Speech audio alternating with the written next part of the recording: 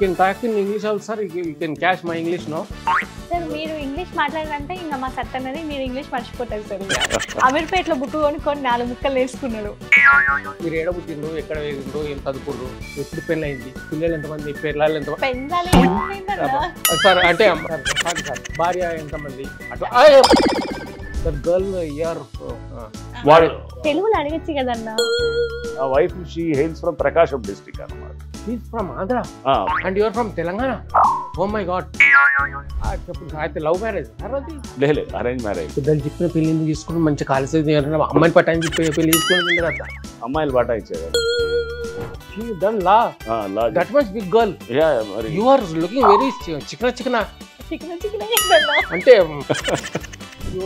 చాయ్ తాకింది సార్, చాయ్ లేదు అట్లేం లేదు. నా ఉద్దేశం చాయ్ సార్. అదే చాయ్ ఇక్కడ తాగుతూనే ఉంటాయి. క్లారిటీ ఇచ్చారు మళ్ళీ ఇలా అంటారు.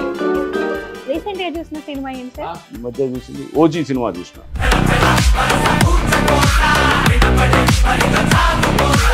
యాక్చువల్లీ మీ ఫేవరెట్ యాక్టర్ ఎవరు సార్? చిరంజీవి నా ఫేవరెట్ యాక్టర్.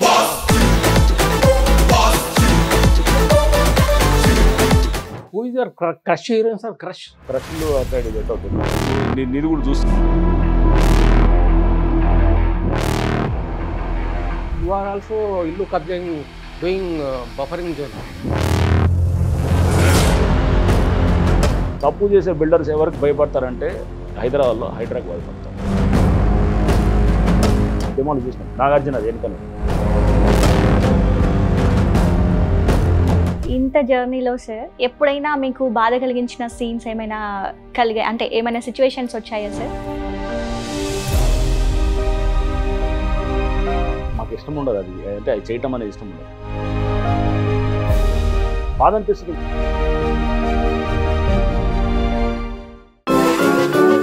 ఏంటన్నా ఎక్కడికో వచ్చేసినా అపార్ట్మెంట్ చుట్టాలింటికా? చుట్టాలింటి కాదు, హైదరాబాద్ లో అందరి దగ్గర ఇంటికి వెళ్ళాం కదా, ఇప్పుడు ఇంకో స్పెషల్ పర్సన్ దగ్గర తీసుకెళ్తున్నాం. వాళ్ళ ఇంటికా? ఇంటికి కాదు, వాళ్ళ ఆఫీస్. వాళ్ళ ఆఫీస్ కా? ఏది ఆఫీస్? ఇదంతా ఇల్లులే కనబడతాను. ఆఫీస్ ఏడంటే ఇగో చదువు ఏంటిదో, హైడ్రా HYDRAA. హైడ్రా అంటే హైడ్రా పోలీస్ కమిషనర్. ఆయన పేరు ఏం పేరు? రంగనాథ్ సార్ ఉన్నాడు కదా, ఆయనతో కలవడానికి వెళ్తాను. అమ్మా రంగనాథ్ సార్ తో ఈ రోజు కల్పిస్తున్నావు అన్న? నాకైతే మస్తు ఆతృతగా ఉంది కలవాలని. నేను ఆయనతో ఏం మాట్లాడాలంటే, ఆయన మొన్న నుంచి అంటే ఈ మధ్య అన్ని ఇల్లు కూర్చున్నాడు కదా, అందరు విలన్ అయిపోయింది, విలన్ లాగా చూస్తున్నాయి. ఆయన విలన్ గా, ఆయన మంచోడు, ఆయన గురించి చెప్పించాం. ఇంకా వేరే విషయాలు చెప్తాం పబ్లిక్. ఆయన రంగనాథ్ అంటే ఎవరో చెప్తాం, ఆ ఇల్లు కానీ ఆయన ఎంత ఏంటి, ఆయన బ్యాక్గ్రౌండ్ ఏంది, ఆయన ఈడికెళ్ళి వచ్చింది ఇల్లు సంగతి అవన్నీ చెప్తాం. అడుగుదాం. నాకైతే మస్తు ఎక్సైటెడ్, తొందరగా మొత్తం అడుగుదాం, అన్ని మాటలు మాట్లాడదాం. సరేనా? సరే మరి నేను మంచిగా మాట్లాడితే నువ్వు జర జాగ్రత్త మాట్లాడు. ఊకేదేదో అడుగుతా, ఊకే డిస్టర్బ్ చేయకు చెప్తున్నా. నేను జాగ్రత్త మాట్లాడేది నేను అన్ని ఉన్న మనసులోనే అడుగుతా. నీ మనసులోనే అడుగుతావు కానీ ఇబ్బంది పెట్టే క్వశ్చన్ నీ మనకు అర్థమైందా? సరే, నువ్వు ఏదైనా ఇబ్బంది క్వశ్చన్లు అడుగుతున్నంటే నువ్వు చెప్పి రాకు, నేను కూడా ఆపేస్తా. సరే అడుగు. ఉన్నాడా సార్? రంగనాథ్ సార్ రమ్మని ఈ టైం. అవునా?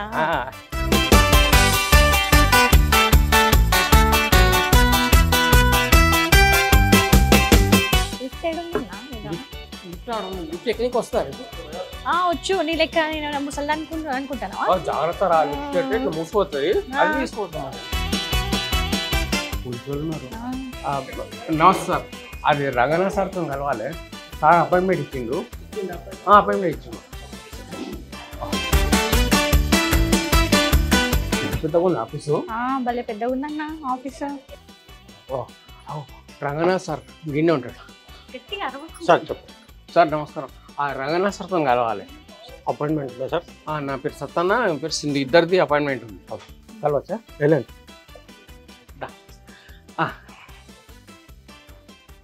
నమస్తే సార్. నమస్తే సతనా, అంత మంచినా సార్? మంచి సార్. అవునమ్మా? బాగున్నాను సార్. సింధు సార్. అవును, మా ఊర్లోకి వెళ్ళి వచ్చింది సార్.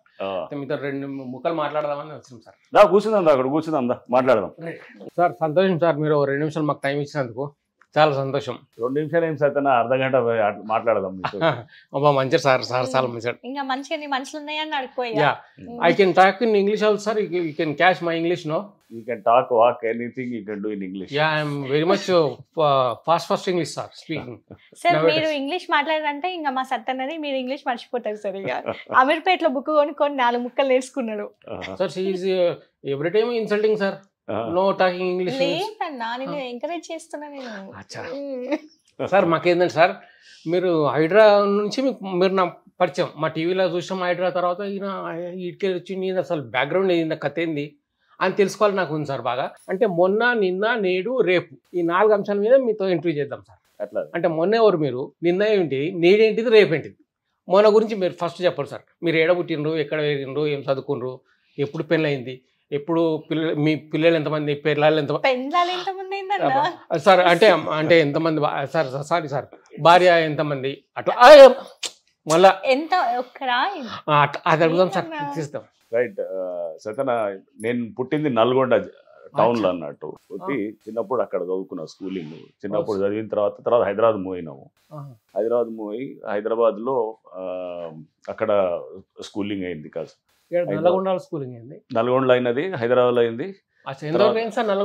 నల్గొండలో చిన్నప్పుడు అంటే 7 years దాకా, 7 years 8 years దాకా అక్కడే ఉన్నాం అనమాట. 8 years అయినాక తర్వాత మళ్ళీ హైదరాబాద్ మూవ్ అయినాం. హైదరాబాద్ నుంచి మా ఫాదర్ ట్రాన్స్ఫర్స్ ఉంటుండే. మా ఫాదర్ అప్పుడు గవర్నమెంట్ ఎంప్లాయీ, గవర్నమెంట్ సర్వెంట్. అయితే అంటే తహసీల్దార్ ఉండే అన్నట్టు నేను ఇక్కడ ఉన్నప్పుడు, నల్గొండలో పుట్టినప్పుడు. ఆ తర్వాత అక్కడి నుంచి మా ఫాదర్ ఇక్కడికి వచ్చిండే, హైదరాబాద్కి వచ్చిండే. ఎంతమంది సార్ మొత్తం? నేను ఒక్కడనే కొడుకుని, 2 అక్కలు నాకు. 2 అక్కలు, ఒక అక్క వాళ్ళు అంటే యుఎస్ లో ఉండి ఇక్కడ బెంగళూరులో సెటిల్ అయినారు. ఇంకొక అక్క వాళ్ళు హైదరాబాద్లోనే ఉంటారు అన్నట్టు. సో నేను ఒక్కడనే అన్నట్టు, చిన్నోడిని. సో నేను ఇక్కడే అంటే ఇక హైదరాబాద్లో చదివిన తర్వాత మా father by virtue of job తోటి అన్ని మూవ్ అవుతుండే అనమాట. గుంటూరులో కొన్ని రోజులు చదివిన, తర్వాత మళ్ళా వరంగల్, కాశీపేటలో చదివిన. సో ఇట్లా మూవ్ అవుతూ అంత రకరకాల ప్లేస్లలో తిరిగి అన్నట్టు. తిరిగిన తర్వాత మళ్ళా బ్యాక్ టు మళ్ళీ హైదరాబాద్ మా బేస్ ఉండే అన్నట్టు. ఉంటే తర్వాత మళ్ళా ఇది ఇంజనీరింగ్ అదంతా కూడా హైదరాబాద్లో చేసి ఉన్నాను. చేసిన తర్వాత మళ్ళీ ఇక కొన్ని రోజులు ఢిల్లీకి వెళ్ళినా. నేను ఇంజనీరింగ్ చేసిన, మెకానికల్ ఇంజనీరింగ్ బీటెక్ చేసినాను. సో చేసిన తర్వాత ఇక ఇట్లా అన్ని రకరకాల ఎగ్జామ్స్కి రాస్తుండే అన్నట్టు. రాస్తూ కొన్ని రోజులు బ్యాంకులోకి వెళ్ళి ఉండే అన్నట్టు. సో బ్యాంకులో సిడ్బి అని ఉండే, అంటే small industries development, IDBI bank ఉన్నది కదా, ఐడిబిఐ బ్యాంక్ అనమాట అది. సో దాంట్లో ఒక 2 years అసిస్టెంట్ మేనేజర్ కింద చేసినాను. చేసి మళ్ళీ రిజైన్ చేసి అప్పుడు సివిల్ సర్వీసెస్ ఇది అన్నీ చేస్తుండే అన్నట్టు. చేస్తూ సివిల్ సర్వీసెస్ చదువుతుండే వాళ్ళము. నెక్స్ట్ ఇట్లా గ్రూప్ 1 ఎగ్జామ్స్ కూడా చేస్తుంటే. సో తర్వాత గ్రూప్ 1లో నాకు 13th ర్యాంక్ వచ్చింది. అప్పుడు ఉమ్మడి ఆంధ్రప్రదేశ్లో అన్నమాట. 97, 98 ఆ టైంలో. 98లో జాయిన్ అయినాం మేము. అదే ఫెయిల్ అంటే ఫెయిల్లో మంచిగా పాస్ అయినట్టు అనమాట. సో అట్లా అన్నట్టు. సో అది ఏం పర్లేదమ్మా, ఏమైనా అనవచ్చు, సత్యం ఏమున్నది. మా అన్న కొంచెం నోటిదులు ఎక్కువ సార్.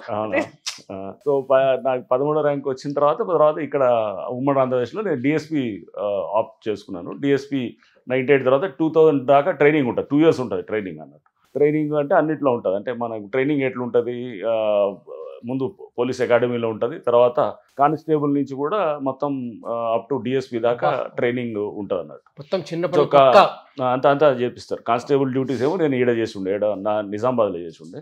తర్వాత ఇది వచ్చేసి మన ఎస్ఐ డ్యూటీస్ ఏమో హయత్ నగర్ పోలీస్ స్టేషన్, అప్పుడు హయత్ నగర్లో చేసి ఉండే.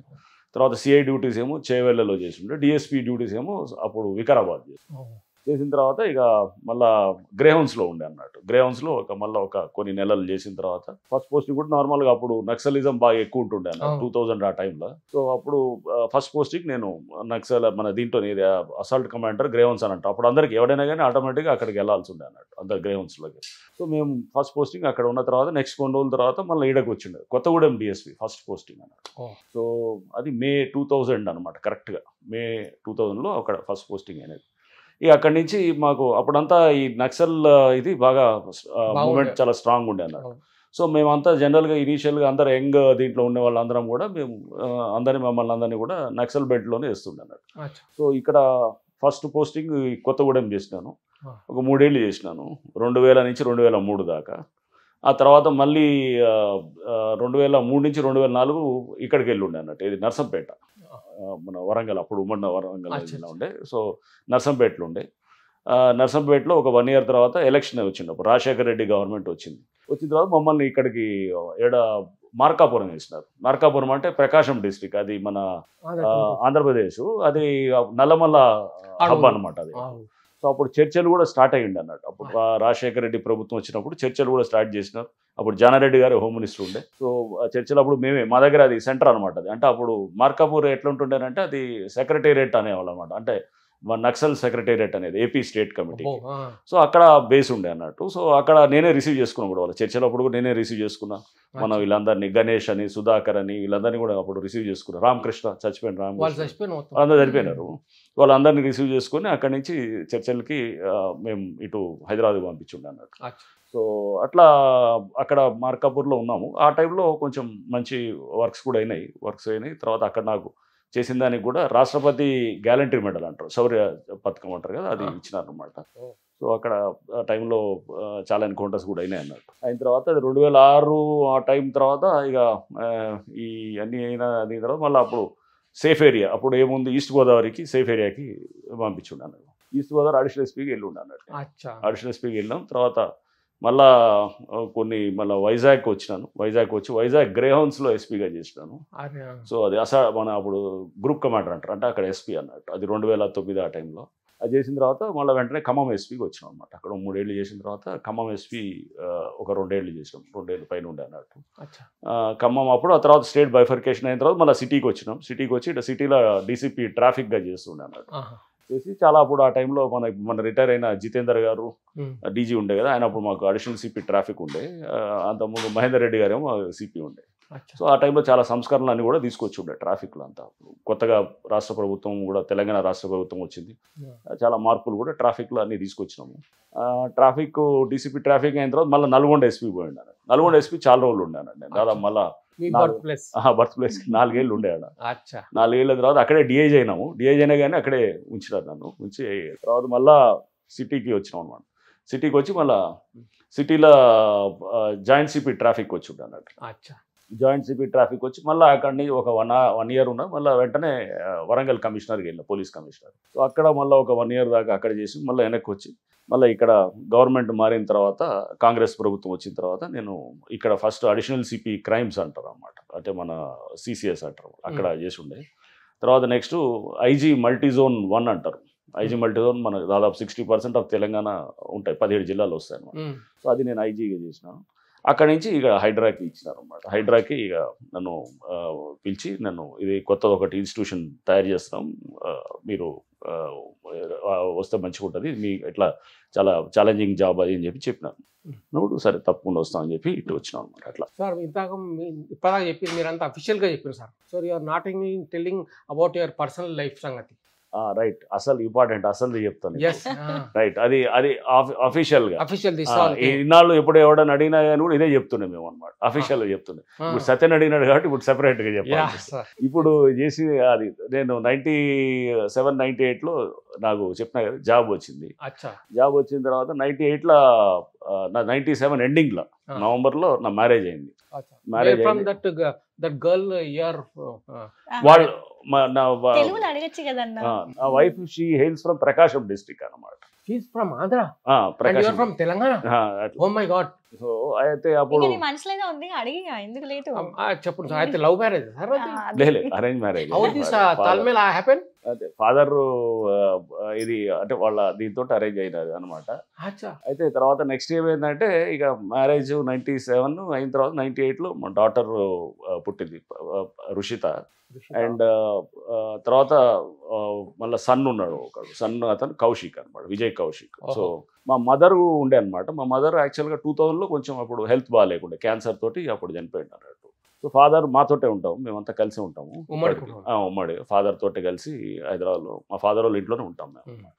సో అట్లా అప్పటి నుంచి ఇది ఉన్నది. పిల్లలు, డాటర్ ఏమో లా చేసింది, LLM చేసింది. She done law. That much big girl. Yeah.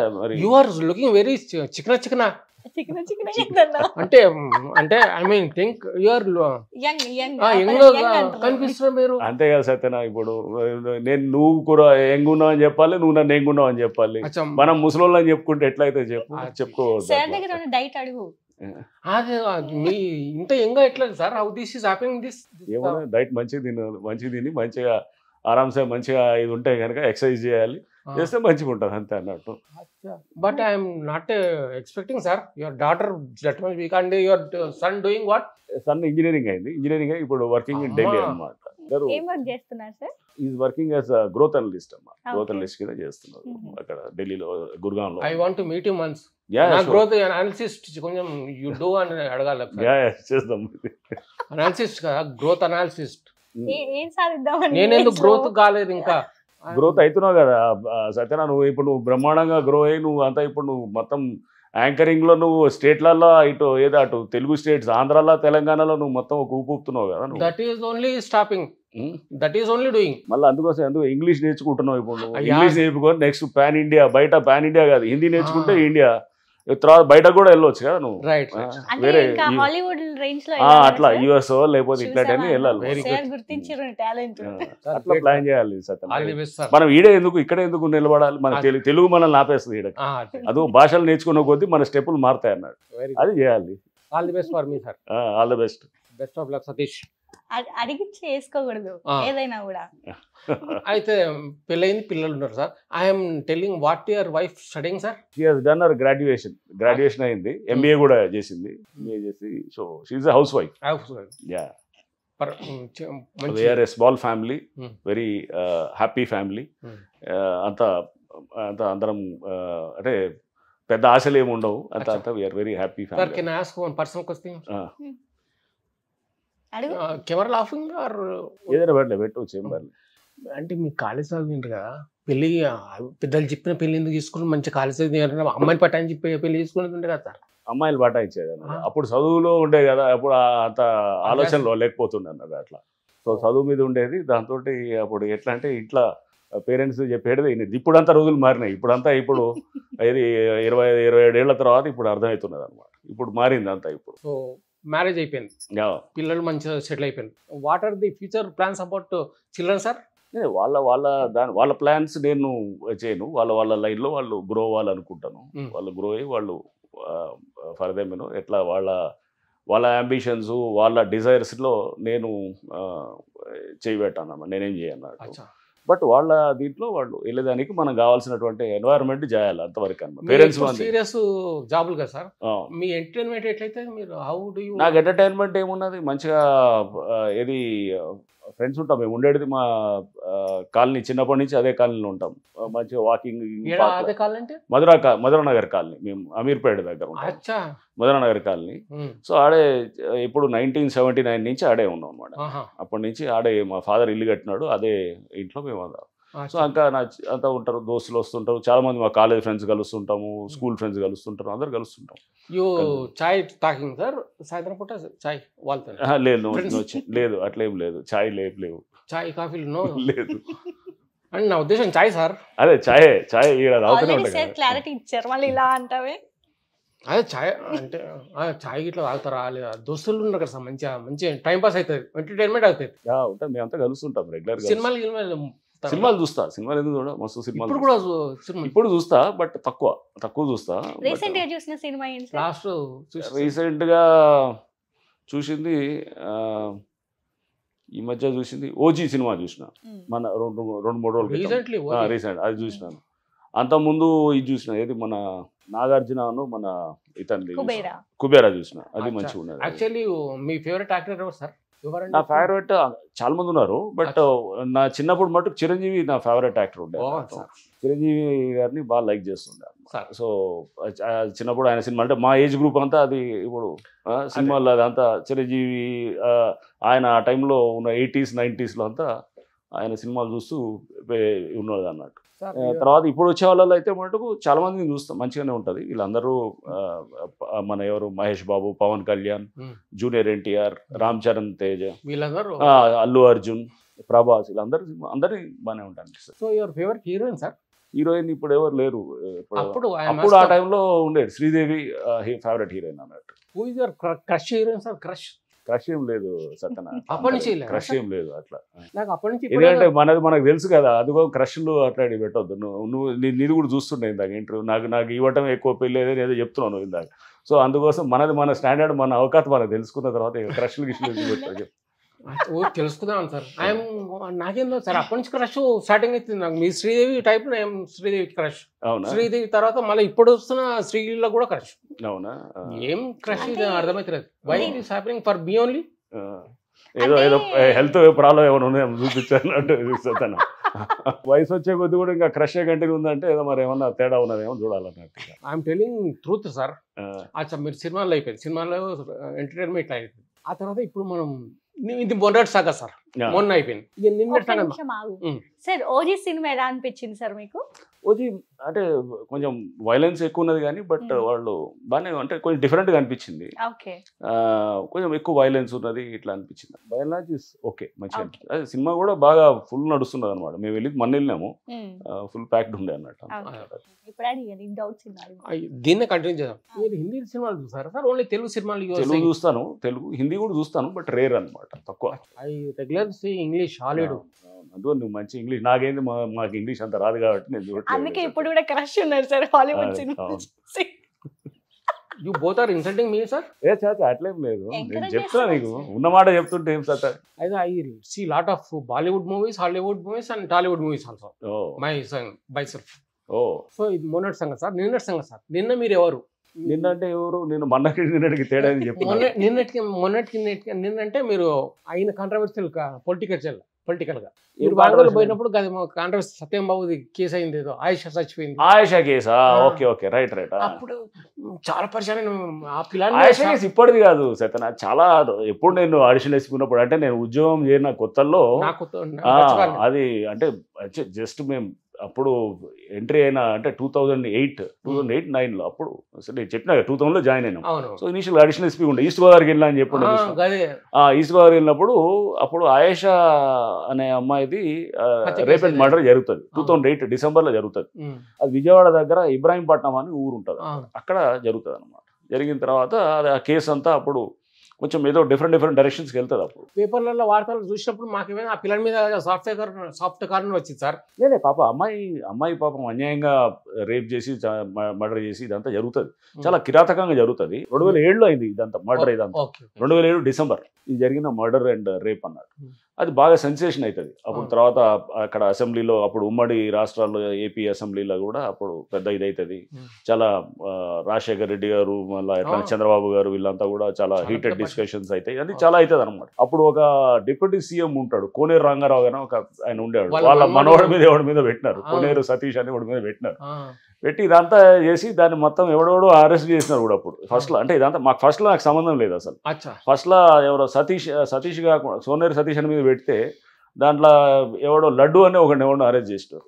Laddu అని అరెస్ట్ చేసి వాడిని A2 కింద ఏదో పెట్టి చేసినారు. ఇదంతా అట్లా అయినది అనమాట. అయినది సరే అయిపోయింది అనుకున్నాము.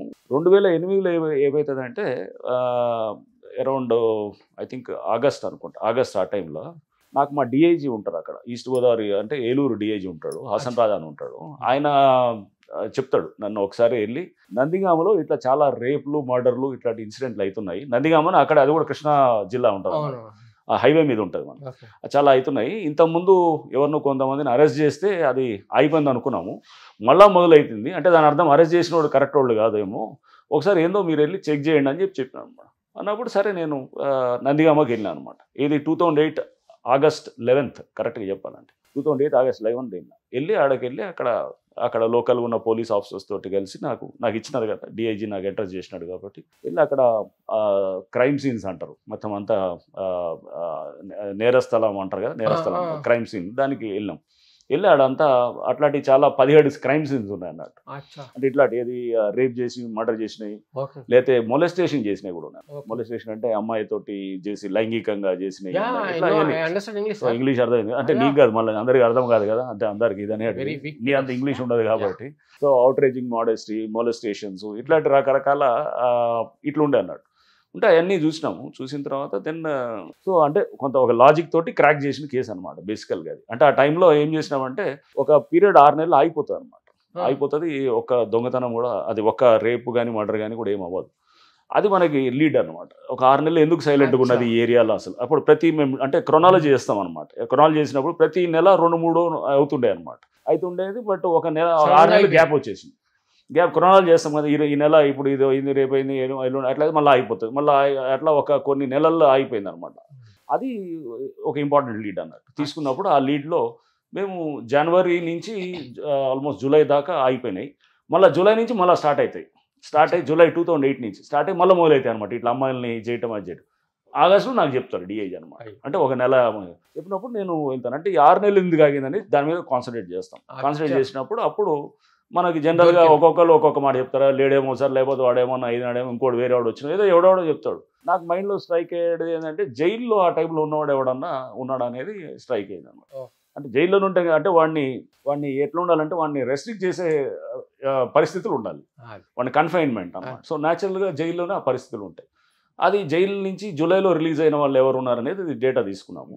తీసుకొని దాంట్లో కొంచెం దొంగతనాలు అయితే అక్కడక్కడ ఆ లాజిక్ కూడా దొంగతనాల్లో ఉండి కిడ్నాప్ అదే బయట రిలీజ్ అయిన వాళ్ళు ఎవరనేది తీసుకున్న తర్వాత సత్యంబాబు ఫొటోస్ పేర్లు వచ్చినాయి, ఫొటోస్ కూడా ఇచ్చినారు అంత లోకల్ పోలీస్. తీసుకున్న తర్వాత ఆ ఫొటోస్ ఇక్కడ ఆల్రెడీ జరుగుతున్నాయి అన్నాం కదా. నేను వెళ్ళేటప్పుడు ఇంకా 2-3 జరిగినాయి.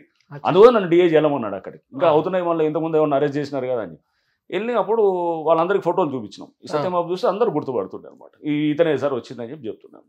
సత్యంబాబుని చూపించినప్పుడు ఇక న్యాచురల్గా అతన్ని పికప్ చేసినప్పుడు అతను ఈ కేసులతో పాటు ఇది కూడా ఇది ఆయేషా కేసు కూడా అడ్మిట్ అయినాడు కన్ఫెషన్ అంటే అదా కొట్టి చెప్పినారా అయ్యి అని అనుకుంటారు. కొట్టి ఏం లేదు, మామూలు కూర్చోబెట్టి ఇంటరాగేషన్ అంటే కూర్చొని మంచిగా డీటెయిల్గా మాట్లాడతాం అన్నమాట. ఆ డీటెయిల్ నాకు అర్థమైపోయింది సార్. అట్లా మాట్లాడతాను అన్నమాట. మాట్లాడినప్పుడు ఎట్ స్ట్రెచ్ అంటే ఒక నైట్ అట్లా మాట్లాడితే ఎవరితోనైనా ఇంటరాగేషన్లో చాలా డీటెయిల్గా వెళ్ళినప్పుడు క్రాస్ చేస్తాము, కౌంటర్ చేస్తాము, ఇవన్నీ ఉంటుంది. అది జనరల్గా ఎక్స్పీరియన్స్ తోటి వచ్చేది ఉంటుంది.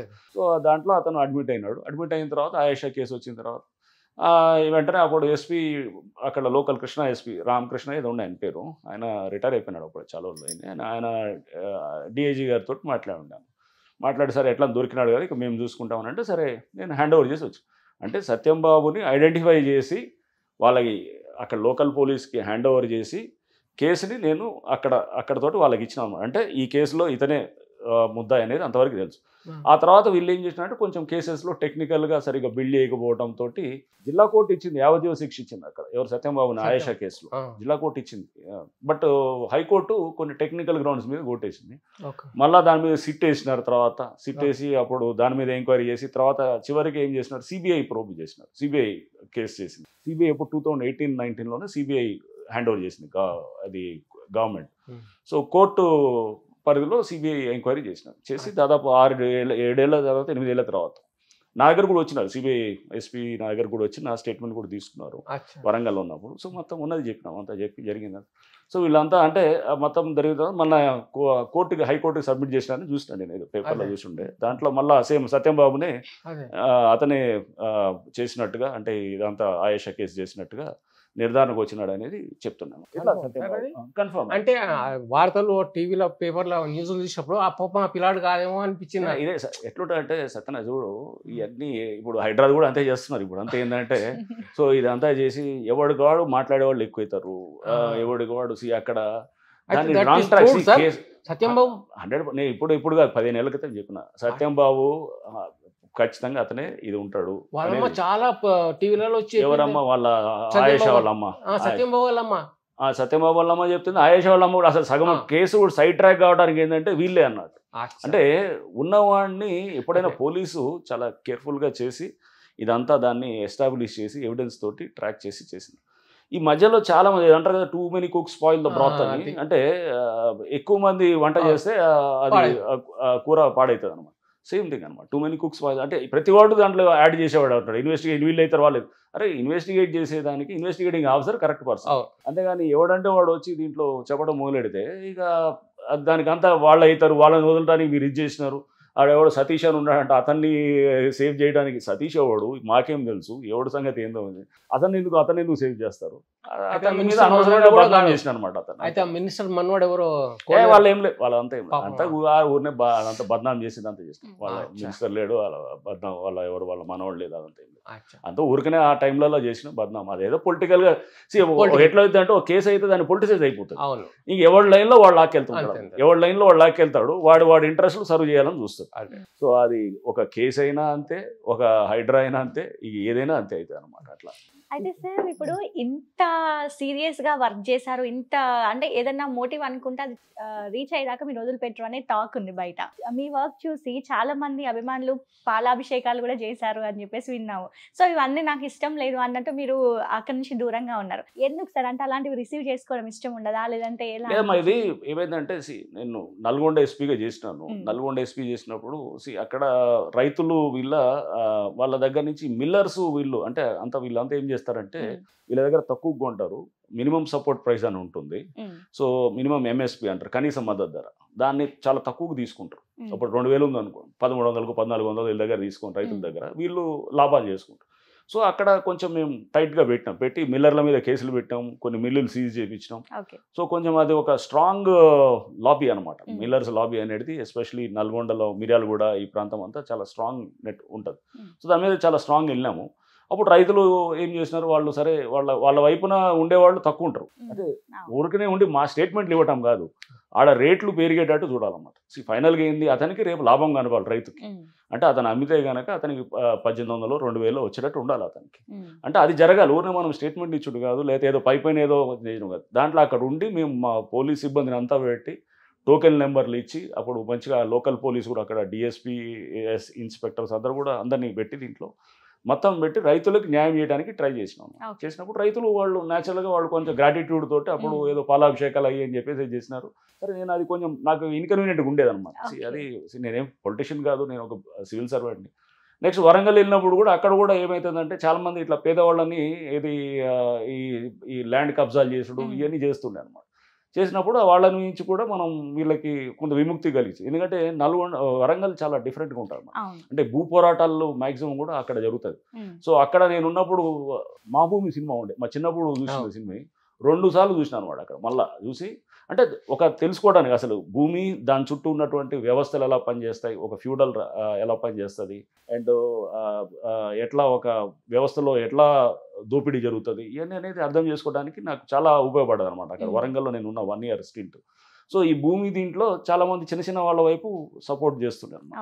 వాళ్ళంతా పేదోళ్ళు ఉంటారు. వాళ్ళ భూమిని ఎవడో కొట్టేయాలని చూస్తాడు. చేసినప్పుడు చాలామంది అప్పుడు కార్పొరేటర్లను అరెస్ట్ చేసినాం. రూలింగ్ పార్టీ కార్పొరేటర్లని చాలామంది జెడ్పీ చైర్మన్లని వాళ్ళని కొంతమంది అందరినీ అరెస్ట్ చేసిన తర్వాత పబ్లిక్లో కొంచెం న్యాచురల్గా ఏముంటుంది వాళ్ళ వైపు మాట్లాడేవాళ్ళు వాళ్ళ వైపు నిలబడగలిగేది ఉండేవాళ్ళు ఉంటారు.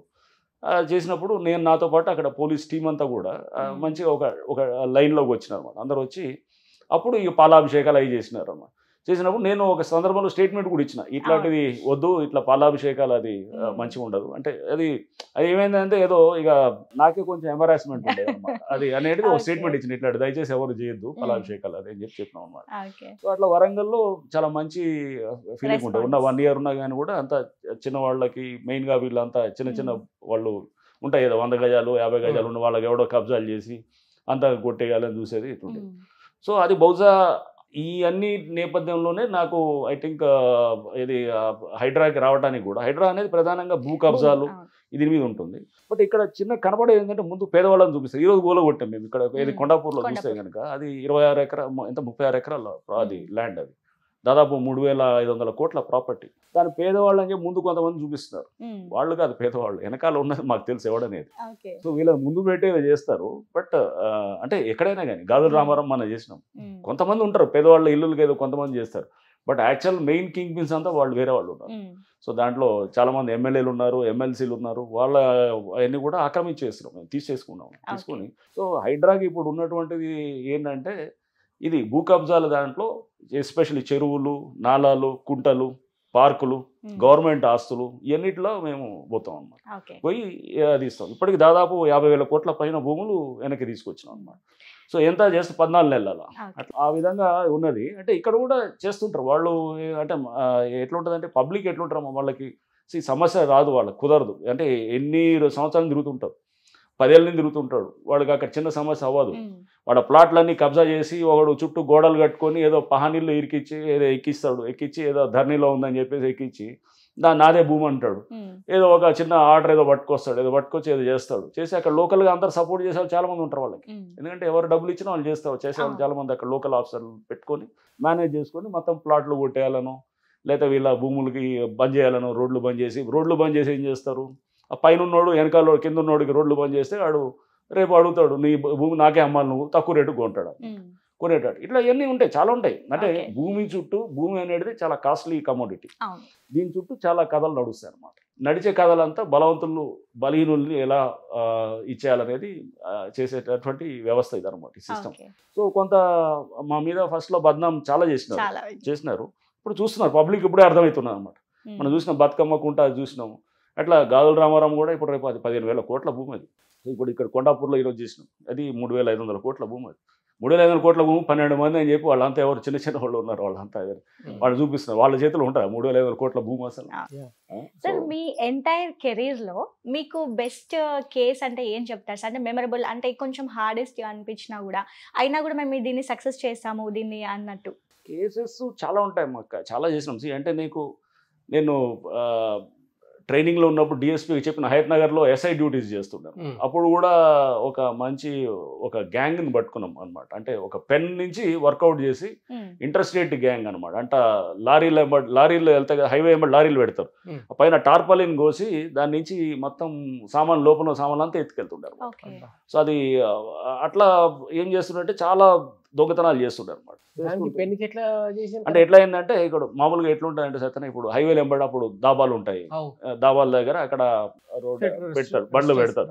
ఎవడైనా పెడితే ఇంకొక వ్యాన్లో ఎవడన్నా వస్తాడు, వచ్చేసి మొత్తం ఇదంతా పైన టార్పులు ఇదంతా చాక్ తోటో లేదా దీని బట్టో మొత్తం కట్ చేసి ఆ ఉన్న లోపల ఉన్న సామాన్లు అంతా దీంట్లో షిఫ్ట్ చేసుకుని వెళ్ళిపోతారు అనమాట.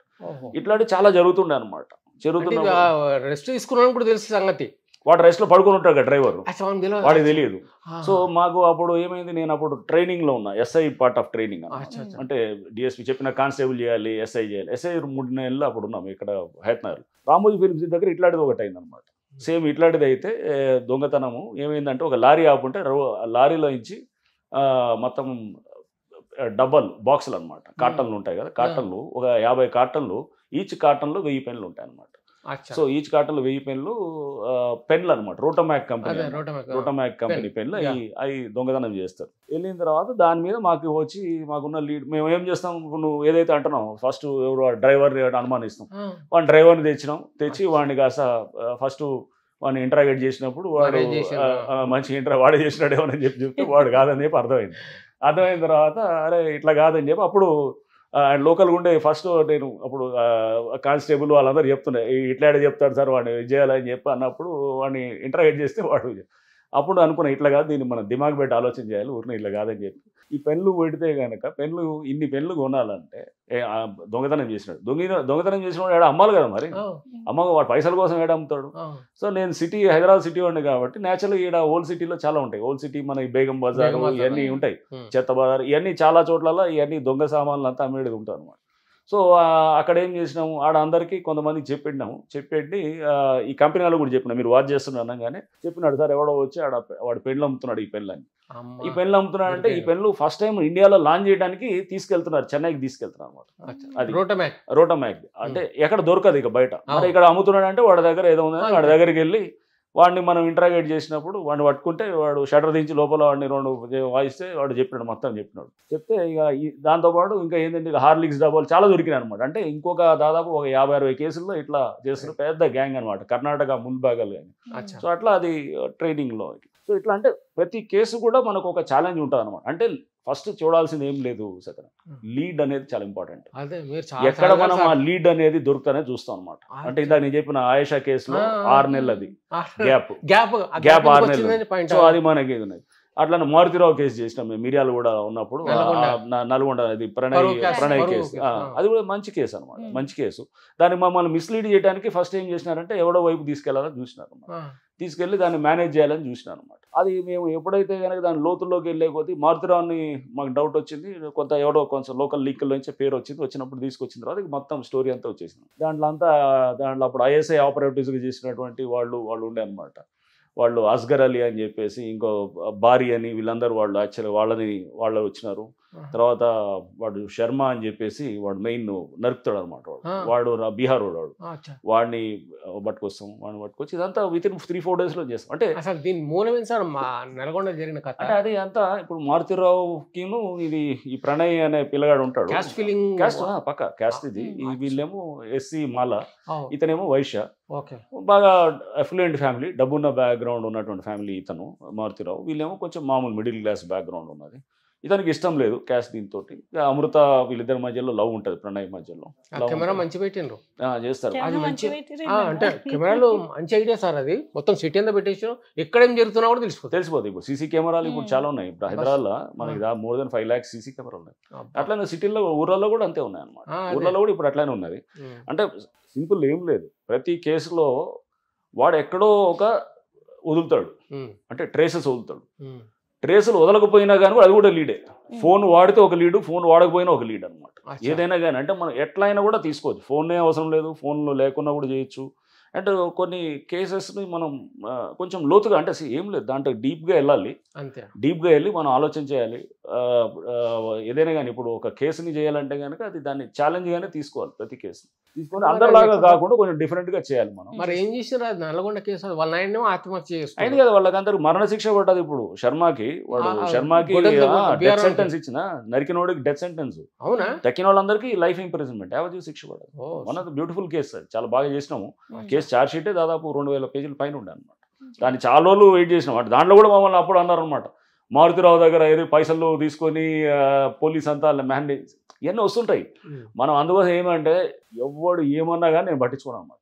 మనం అనుకున్న లక్ష్యం వైపు వెళ్తుంటే కనుక ఆటోమేటిక్గా రిజల్ట్స్ వస్తుంది. దాంట్లో అదేమైంది, మరణశిక్ష పడ్డది. మారుతిరావు ఆయనే సూసైడ్ చేసుకొని చనిపోయి పాప. అంటే బాధాకరమైన విషయం. మారుతిరావు ఆయనకి బిడ్డ అంటే ప్రేమ ఉండేది మనకి. సో అది వేరు. ఒక కేసు, ఒక ఏది పిల్లగాడు, ఎస్సీ పిల్లగాడు పాపం అతన్ని చంపడం, ఏదైనా ఇవన్నీ డిఫరెంట్ ఉంటుంది. సో మనం అది అట్లా చూస్తాం అనమాట. సో అదొక కేసు. ఇట్లా చాలా ఉంటాయి, సెన్సేషనల్ కేసెస్ చాలా అవుతాయి. బట్ మనం దాంట్లో ఏంటంటే ఆ టైంలో మనం కంపోజ్డ్గా ఉండాలన్నమాట. అంటే బ్యాలెన్స్డ్గా ఉండాలి. బ్యాలెన్స్ ఉండి కూల్ మెయింటైన్ చేయాలి. ఇప్పుడు ఎవడో ఏదో అన్నాడనో, ఎవడో ఎటు చెప్పినాడో అటువైపు లాగా వెళ్ళిపోకూడదు మన కేసు. ఎవడో ఏదో చెప్తాడు, అప్పుడు ఎవరో అక్కడ లోకల్ ఎమ్మెల్యే ఎవరినో ఒక ఎమ్మెల్యే మీద తీసుకెళ్ళినారు. అప్పుడు మనం వెళ్ళలేదు, చెక్ చేసినాం. అప్పటికే చెక్ చేసినాం. ఉన్న ఒక మాట వస్తే చెక్ చేస్తాం, అంతేగాని పబ్లిక్ ఎవడో చెప్పింది దాన్ని బట్టి ఇన్వెస్టిగేషన్ పోవద్దు. ఆయేషా కేసులో చేసింది అదే. ఫస్ట్లో పొరపాటు ఎక్కడ జరిగిందంటే ప్రెషర్లోకి వచ్చేసినారు. ఇక ఎవడు ఇష్టమైనట్టు చేసినారు.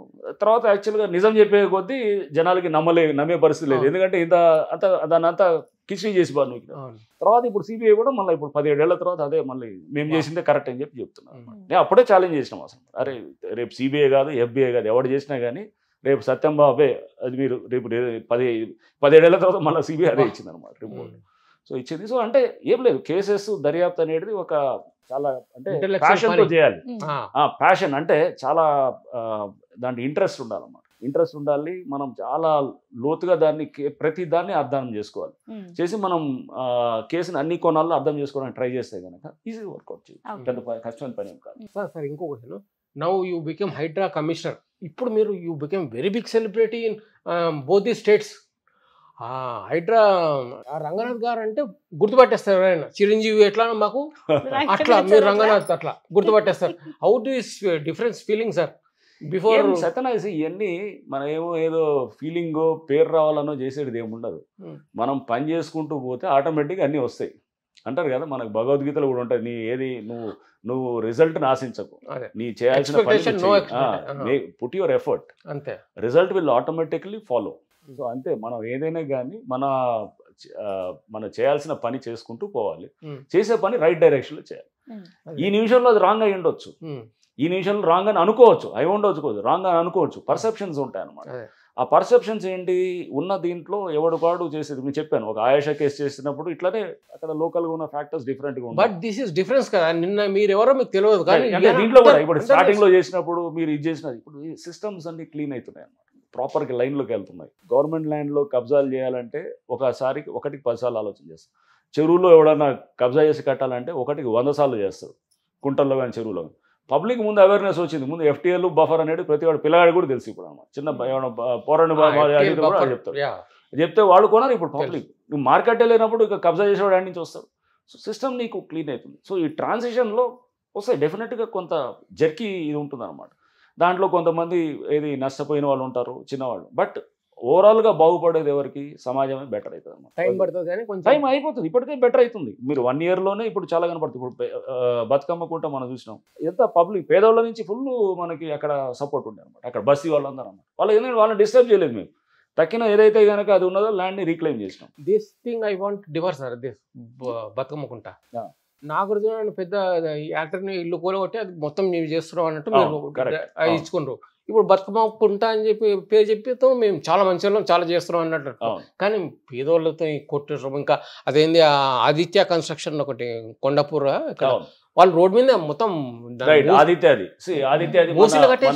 గవర్నమెంట్ లో కూడా ఇచ్చినారు, ఏది దానికి హైకోర్టు డైరెక్షన్స్ మీద చేస్తున్నారు. బట్ అయినా కానీ నాకు నా ఓన్ డౌట్స్ ఉండే. మూసీ వరద పోయిన శుక్రవారం మీరు చూస్తే, మన శుక్రవారం రోజు మూసీ ఆ రోజు నైట్ MG మన ఏది ఇమ్లిమన్ బస్ స్టాండ్ అంతా మునిగింది శుక్రవారం రోజు.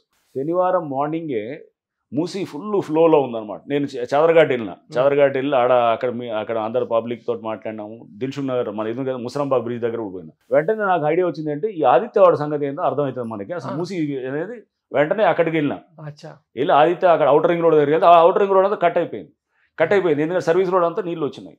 సో వెంటనే సర్వీస్ రోడ్ కబ్జా చేసి కట్టిరంట. దాని మీద డ్రోన్ ఫ్లై చేసినాం మొత్తం అన్నమాట.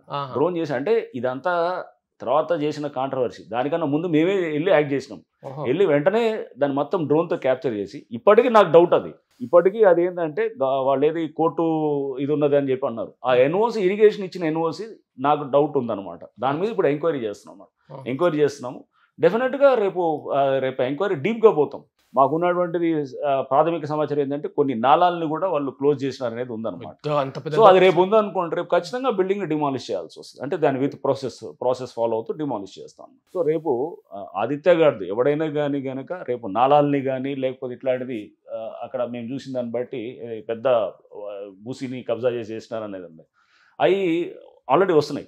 బట్ పాతవి ఉన్నాయి, చాలా వచ్చినాయి. అవన్నీ మేము టచ్ చేయట్లేదు. ఎందుకంటే హైడ్రా వచ్చింది July 19th, 2024. దానికన్నా ముందు వచ్చిన వాటి జోలికి హైడ్రా వెళ్ళదని చెప్పి కూడా గవర్నమెంట్ పాలసీ డెసిషన్ ఒకటి. చెరువులు కబ్ చేసి కట్టేసుకున్నాను. దాంట్లో కమర్షియల్ అయితే ఉంటుంది అనమాట. కమర్షియల్ అయితే ఇప్పుడు అందుకు ఎన్కన్వర్షన్ ఏముంది, కమర్షియల్. దాని బతుకమ్మ కుంట దగ్గర ఏంది రెసిడెన్షియల్. వర్టెక్స్ కంపెనీ పెద్ద టవర్స్ కట్టింది కదా సార్, 2 చెరువులు. అందుకోసం అది ఇప్పుడు టవర్స్ కాదు, ఏది వర్టెక్స్ వర్మ, ఏది ఇక్కడ తుక్కుగూడ, అది ఒకటి. తుక్కుగూడలో వర్టెక్స్ వాళ్ళది. అది మొత్తం అసలు చెరువు కుంట ఉన్నది అక్కడ.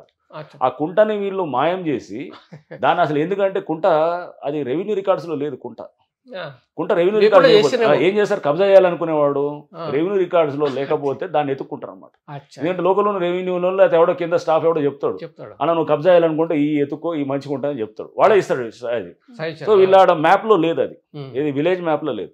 మేము అట్లాంటి లిస్ట్ ఇస్తాము. ఇప్పుడు చెప్పినా కదా, నేను పోలీసు ఆఫీసర్ని కదా, నేను విలేజ్ మ్యాప్లో లేని సర్వే ఆఫ్ ఇండియా మ్యాప్లో ఉన్న ఏందని లిస్ట్ తీస్తాను, తీసి చెక్ చేస్తాను. Or national remote sensing agency ఇచ్చిన డేటాలోను దీంట్లో లేని ఏమున్నాయని చూస్తాను. అవి చూసి దాన్ని ఎత్తుతుంటా అనమాట ఎక్కువ.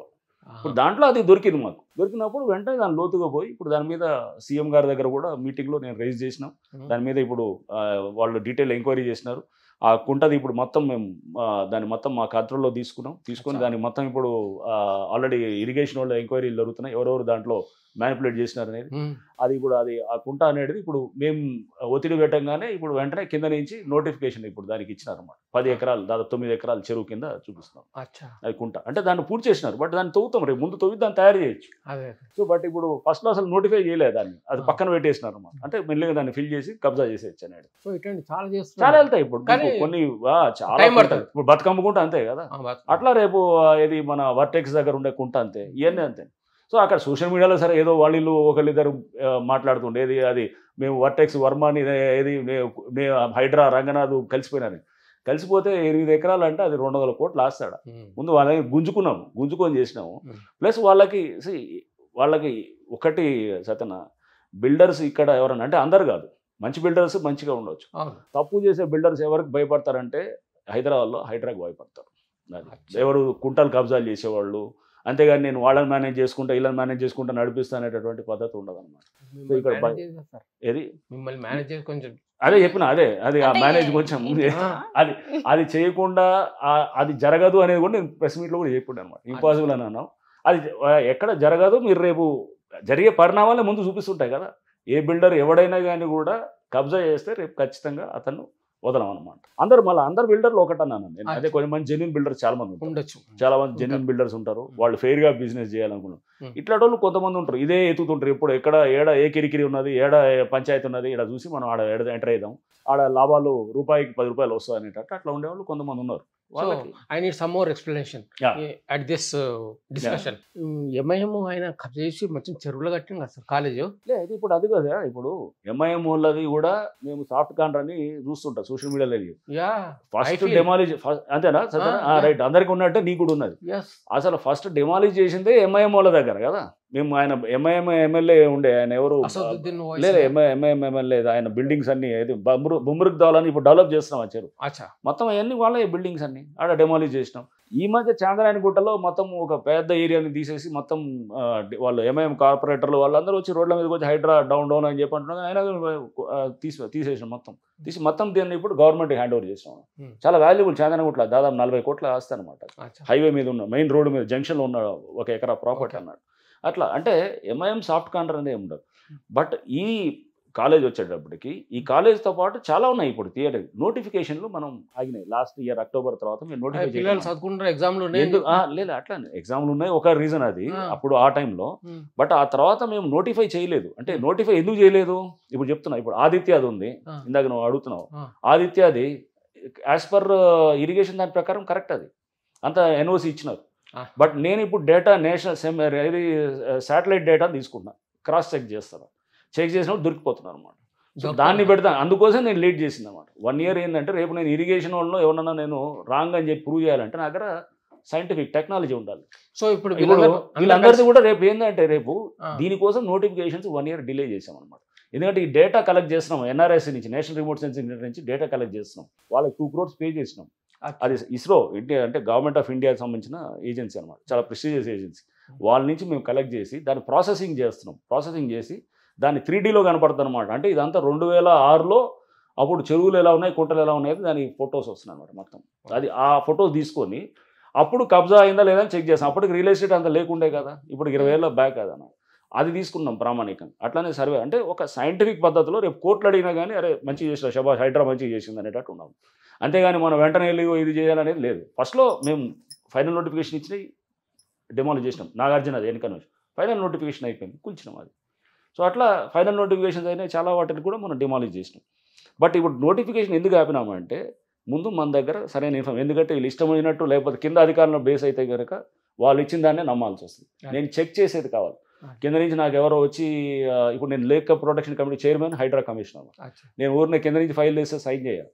నేను క్రాస్ చెక్ చేస్తాను, నువ్వు చేసింది కరెక్టా కాదని నేను చెక్ చేస్తాను. ఆయన అడిగి చెక్ చేయండి, టెక్నాలజీతో చెక్ చేస్తాను, క్రాస్ చెక్ చేస్తాను, కౌంటర్ చేస్తాను, చేసి ఇది కరెక్టే ఉన్నది లేదని చెక్ చేసుకున్న తర్వాత అప్పుడు సంతకం పెడతాను. So one doubt sir, if I remove this Hydra commissioner from the post and put some other my person, then ఉండొచ్చు. దాన్ని ఏముంది, రేపు నేను పర్మనెంట్ ఉండను కదా, ఎందుకంటే మీ వల్ల నాకు నష్టం అవుతుంది. నేను ఒక బిల్డర్ని అయితే నా ఇంటి మీద కనేసి ఈయనకు లేపిద్దామని చెప్పేసి అంటే లేపేయాలంటే అట్లా కాదు కదా. ప్రభుత్వం ఇప్పుడు గవర్నమెంట్ ఒకటి మనం ఆలోచన చేయాల్సి వస్తుంది. ఏ ప్రభుత్వం కూడా ఇది చాలా సాహసోపేతమైన క్రియేషన్. హైడ్రాని పెట్టడం అనేది ఒక ప్రభుత్వం తీసుకొచ్చింది, రేవంత్ రెడ్డి గారి ప్రభుత్వం తీసుకొచ్చిందంటే కనుక కరెక్ట్ మామూలు విషయం కాదు.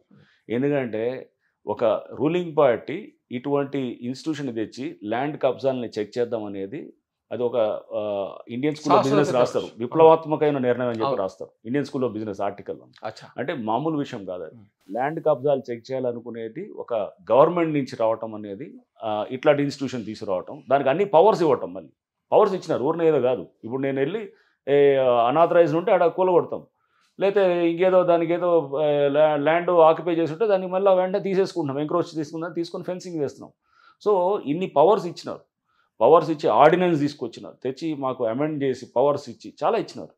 సో తెచ్చి నన్ను పెట్టినారు. పెట్టి దానికి మళ్ళా చాలా ఏది ఫోర్స్ 2000 మంది పైన సిబ్బంది ఉన్నారు. అంటే అవుట్సోర్సింగ్ స్టాఫ్ ఉంటారు. ఆఫీసర్స్ అయితే ఒక 60-70 మంది ఉన్నాం అన్నమాట. సో ఇంతమందిని పెట్టినారు. ఇదంతా పెట్టింది అనేది ఒక గవర్నమెంట్ ఇంత సపోర్ట్ ఇచ్చినప్పుడు దాన్ని డెఫినెట్గా మేము రిజల్ట్ చూపించాల్సిన అవసరం మాది. రిజల్ట్ మీరు చూస్తున్నారు. హైడ్రా అనేది ఫస్ట్లో చాలా ప్లస్ ఉంది, మైనస్ ఉంది. ఫస్ట్ ఎన్ కన్వెన్షన్ కొట్టంగానే ఫుల్ పీక్ వెళ్ళింది. మళ్ళీ కొంతమంది ఇల్లు టచ్ చేయగానే మళ్ళీ కింద పడ్డది. మళ్ళీ ఇవన్నీ ఉంటాయన్నమాట. ఒక జర్నీలో మనం ఒక జర్నీ, లాంగ్ జర్నీ, నువ్వు 100 కిలోమీటర్లు పోతున్నావు అనుకో, పోతున్నప్పుడు స్పీడ్ బ్రేకర్లు వస్తాయి, గుంతలు వస్తాయి, అన్నీ వస్తాయి. అన్ని దాటుకుంటూ జర్నీ రీచ్ అవ్వాలన్నమాట. ఇవన్నీ ఎలా మేనేజ్ చేశారు సార్? అంటే పొలిటికల్ హీట్ కూడా మీ మీద ఉంటుంది, అంటే ప్రెషర్స్ ఉంటాయి, సామాన్య జనాలు మా ఇల్లు కూడగొట్టారు అని సోషల్ మీడియా చాలా వైరల్ అయినప్పుడు ఇప్పటికీ ఉంటుంది. పర్సనల్ గా టార్గెట్ చేస్తారు. ఇదంతా మనల్ని ఏది వ్యక్తిత్వంగా మన ఇండివిజువల్ గా టార్గెట్ చేసే ఉంటాయి. పొగిడేవాళ్ళు, పాలాభిషేకాలు చేసేవాళ్ళు ఉంటారు, తిట్టేవాళ్ళు ఉంటారు, బదనాం చేసేవాళ్ళు ఉంటారు, రంగనాథ్ ఈడ రాజీ పడ్డాడు, ఆడ రాజీ పడ్డాడు అనేవాళ్ళు ఉంటారు. ఇట్లా అన్నీ ఉంటాయి. ఇవన్నీ మనం పెద్ద లక్ష్యాలు ఎంచుకునేటప్పుడు ఇట్లాంటివన్నీ మనం పట్టించుకోకూడదు. పెద్ద లక్ష్యాలు అయినప్పుడు నేను ఎప్పుడో ఒకసారి చూసిన చిరంజీవి గారి స్పీచ్ ఏదో, నువ్వు పెద్ద లక్ష్యాలు పోవాలంటే కనుక నువ్వు చెవిటోడు అయిపోవాలి, అంటే పక్కనే వింటామనేది వింటున్నాను. అంటే నువ్వు టార్గెట్, పెద్ద టార్గెట్, నువ్వేంటి ఎన్వైరన్మెంట్ని, నువ్వు పర్యావరణాన్ని నువ్వు కాపాడుతున్నావు, కబ్జాల నుంచి నువ్వు కాపాడుతున్నావు. ఇట్లాంటి చేయడం అంటే చిన్న విషయం కాదు. చాలా పవర్ఫుల్ ఇంట్రెస్ట్లు అనేది దీంట్లో ఉంటాయి అన్నమాట. వాళ్ళందరినీ ఎదుర్కొంటున్నప్పుడు నీకు ప్రభుత్వం నీకు పూర్తి సపోర్ట్ ఇస్తుంది. ముఖ్యమంత్రి గారు, మా మినిస్టర్ కూడా, ఎంఏయుడి మినిస్టర్, పూర్తి సపోర్ట్ ఉన్నది. ప్రభుత్వం నుంచి సపోర్ట్ ఉన్నది. సపోర్ట్ ఉన్నా కానీ చాలామంది నిన్ను పర్సనల్గా ఎదుర్కొనేది చాలా కష్టంగా ఉంటుంది. అంటే రకరకాల పద్ధతులు ఉంటాయి. అది లీగల్ ఉండొచ్చు, ఎక్స్ట్రా లీగల్ అవ్వచ్చు, లేకపోతే ఇట్లా ఏది రాజకీయంగా ఉండొచ్చు, లేకపోతే మీడియా పరంగా ఉండొచ్చు, రకరకాలుగా ఉంటాయి. బట్ నేను అదే అంటున్నాను, ఒక లాంగ్, ఒక ఇట్లా అంటే ఒక పెద్ద గోల్, ఒక పెద్ద డ్రీమ్ ఉన్నప్పుడు ఎంత ఆషమాషిగా అయ్యేది కాదు. దానికి రెడీ అవ్వాలి ఫస్ట్. బహుశా దానికి అందుకోసమే నన్ను ఎంచుకున్నారేమో అనిపిస్తుంటుంది. అంటే నేను కొంచెం ఎగ్జాక్ట్లీ నేను కొంచెం స్ట్రాంగ్ విల్డ్గా ఉంటాను, డిటర్మైన్డ్గా ఉంటాను. ఒక లక్ష్యం అనుకుంటే చెప్పాం కదా, ఖచ్చితంగా అది రీచ్ కావాలనేటట్టు అనుకుంటాం. రీచ్ ఉన్నప్పుడు దానికి కొంచెం ఉంటాయి, కొంచెం ఎత్తుపల్లాలు ఉంటాయి, కొన్ని చోట్ల మనం అప్స్ అండ్ డౌన్స్ ఉంటాయి. సో ఇవన్నిటిని తీసుకోవాలి. This is part of that stride అనమాట. సో ఈ స్ట్రైడ్లో, ఈ జర్నీలో ఎప్పుడు కూడా మనం ఇప్పుడు సపోజ్ నువ్వు పెద్ద ఇది అవ్వాలనుకున్నావు అనుకో, ఒక లక్ష్యంతో, నువ్వు అప్స్ వచ్చినప్పుడు చాలా ఆనందపడిపోవద్దు, డౌన్ కింద పడుతున్నప్పుడు బాధపడవద్దు. కింద పడ్డ తర్వాత మళ్ళీ లెగవాలి ఎలా అనేది ఆలోచన చేయాలన్నమాట. ఎలా లెగవాలి, నేను ఎలా నా జర్నీని తీసుకెళ్ళాలి పైకి, ఇంకా నా గ్రాఫ్ పైకి తీసుకెళ్ళాలని చూడాలి. రేపు ఎవడైనా కానీ కూడా దెబ్బలు తిన్నప్పుడు నువ్వు అక్కడ ఈ దెబ్బ ఈ రోజు ఉన్నది, రేపు నువ్వు మళ్ళీ దాన్నే నువ్వు మంచి నీకు పాజిటివ్గా కన్వర్ట్ చేసుకోవచ్చు. అట్లా sir, one more thing, I ban and బాటప్ ఇన్ ఎల్లారెడ్డి, అమీన్పేట్ సార్. మేము బతుకమ్మ వస్తే మా బస్తీలో ఆడవాళ్ళు, మా ఇంటికి ఆడవాళ్ళు అందరం పోయి ఆడ ఇసుగూడ చెరువు కూడా బతుకమ్మను పంపిస్తాం. ఆ చెరువుని ఇప్పుడు మొత్తం కృష్ణకాంత్ పార్క్ చేసిండు. అవును, కృష్ణకాంత్ పార్క్. అవును, అక్కడ I got to know that you are also ఇల్లు కబ్జింగ్ డూయింగ్ బఫరింగ్ జోన్. రైట్, ఇది కూడా చెప్తా. రైట్, ఇది కూడా చెప్తా సత్యన. ఇది మా ఇల్లు అన్నారు, ఏది ఎవరో చెప్తుండే, ఎవరో కదా ఆయన చెప్పిండు, బక్కా చేస్తుండే. ఆయన మ్యాపులు, ఆయనకి అంటే మ్యాప్ రీడింగ్ కూడా చేత ఆయనకు అర్థం కాదనమాట. అది నాకు అనిపించింది అనమాట. అంటే పైన కృష్ణకాంత్ పార్క్ అది ఒక చెరువు ఉండే ఇంత. అవును, బఫర్ జోన్ అంటే ఎప్పుడైనా కానీ ఒక బండ్ ఉంటుంది. అంటే చెరువు ఎట్లుంటే ఒక కట్ట వేస్తాం కదా, బండ్ ఉంటుంది. ఆ కట్టకి 10 మీటర్సే ఉంటుంది అనమాట బఫర్. అవతల కిందకి పైకి ఉంటుంది అంత, అంటే చెరువు పైన ఉంటుంది వాటర్ అంతా అనమాట. నీళ్లు పైనుంచి వస్తుంటేనే కట్ట పెడితేనే అవుతుంది కదా బఫర్. దాని చుట్టూ ఉండే బఫర్ జోన్ పైకి ఉంటుంది. ఇది చెరువు కట్ట కింద మా ఇల్లు ఉంటుంది. మరి బఫర్ ఎడ్ నుంచి వస్తుంది అసలు అక్కడ 10 మీటర్లు ఉంటుంది. మా ఇంటికి అక్కడ కిలోమీటర్ ఉన్నది అనమాట. అంటే అసలు అంటే బేసిక్స్ నాలెడ్జ్ లేదు. అంటే ఇట్లా చాలా మంది ఉంటారు. నేను ఈయన ఎవరు, నాకు ఆయన జడ్స్ అన్నా లేదా ఆయన గురించి నాకు వ్యక్తిగతంగా అంత ఏం లేదు. ఇట్లా చాలా మంది వస్తారు. అన్నిటి మనం పర్సనల్ గా తీసుకోవాల్సిన అవసరం లేదు. Reading this paper news, I'm thinking that Ranganath sir also అంతే అదే అనుకుంటారు. చాలా మంది అదే అనుకుంటారు. ఇప్పుడు సోషల్ మీడియాని చూసి లేదా ఎవడంటే వాడు మాట్లాడిన దాన్ని చూసి ఒక అభిప్రాయానికి వచ్చినాం అనుకో, అంతకన్నా అమాయకత్వం ఇంకోటి ఉండదు అనమాట. ఫస్ట్ ఎప్పుడు కూడా never come to an impression just by seeing ఒకళ్ళని చూసి. మల్టిపుల్ సోర్సెస్ నుంచి తీసుకోవాలి తీసుకొని అన్నిట్లో తీసుకొని అప్పుడు నువ్వు నీ లోపల నువ్వు రావాలన్నమాట తీసుకున్నావు ఒక 5-6 అంతేగాని ఒక పేపర్ని చదివి నీ అభిప్రాయం రమ్మని చెప్పట్లేదు లేదా ఇది జస్ట్ ఒక ఎస్పెషల్లీ సోషల్ మీడియాలో వచ్చిన తర్వాత చాలా మంది యూట్యూబ్ ఛానల్స్ లేదా ఇష్టం వచ్చిన వాళ్ళు ఏముంది ఎవడికి వాడు ఇప్పుడు రంగనాథ్ని ఏమనాలంటే ఒకటి అంటాడు లేదా రంగనాథ్ని మెచ్చుకోవాలన్నాడు ఇంకోటి అంటాడు సో నేను అన్నా ఇవన్నీ బట్టి నువ్వు అభిప్రాయం రాకు ఒక లాంగ్ అతన్ని ఒక కెరియర్లోనో ఒక వ్యక్తి ఒక లాంగ్ ఒక అతని లైఫ్ని అర్థం చేసుకొని అప్పుడు రావాలి ఒక అభిప్రాయానికి అంతేగాని సింపుల్గా ఏదో ఎవడో వీడన్నాడని వాడన్నాడంటే కనుక ఎవడో అన్నదానికి నీకు అభిప్రాయాలు మార్చుకునేవాడు అయితే కనుక అది ప్రాబ్లం నీలో ఉన్నట్టు. సార్ ఇంకో క్వశ్చన్ మీరు ఏమంటారు చూద్దాం. చెప్పు. ఇప్పుడు దుర్గం చెరువు కాడ సీఎం వాళ్ళ అన్న తమ్ముడు ఆయన ఇల్లు కూడా ఉందంట, దాన్ని ఏం టచ్ చేయలేదు సంగతి ఏంది? ఎగ్జాక్ట్లీ దాంట్లో కూడా అప్పుడే చెప్పినాం అది ఎవరు ఆయన అప్పుడు తిరుపతి రెడ్డి సంబంధించింది. అసలు ఫస్ట్ ఆఫ్ ఆల్ దుర్గం చెరువు దానికి సంబంధించిన దానికి కూడా నోటిఫికేషన్ అవ్వలే. ఓకే. నెంబర్ 2 దుర్గం చెరువు మీద కాంట్రవర్సీ కోర్టులో నడుస్తున్నది. అది 65 ఎకరాల చెరువుని 165 ఎకరాలు చూపించినారని చెప్పేసి ఉందన్నమాట. 65 ఎకరాల చెరువు. సో 165 ఎకరాలు చేసినా కాంట్రవర్సీ హైకోర్టు దాని మీద నడుస్తున్నది. సో అది ఒకటి ఉన్నది. అండ్ తిరుపతి రెడ్డిది అనేది ముందు నోటిఫికేషనే కాలేదు. అసలు ఆయనది బఫర్ జోన్లో వస్తుందా ఏది FTLలో వస్తుందా అనేది ఇంతవరకు మనకు తెలియదు. అసలు అది ఆ కాంట్రవర్సీ ఉన్నప్పుడు ఇదే చెప్తున్నా చాలా మంది ఉన్నాయి ఇట్లా దాంట్లో చాలా మంది రూలింగ్ పార్టీ ఉన్నాయి, అపోజిషన్ ఉన్నాయి, చాలా మంది ఇల్లులు ఉన్నాయి, పబ్లిక్ వేల మంది ఉన్నాయి.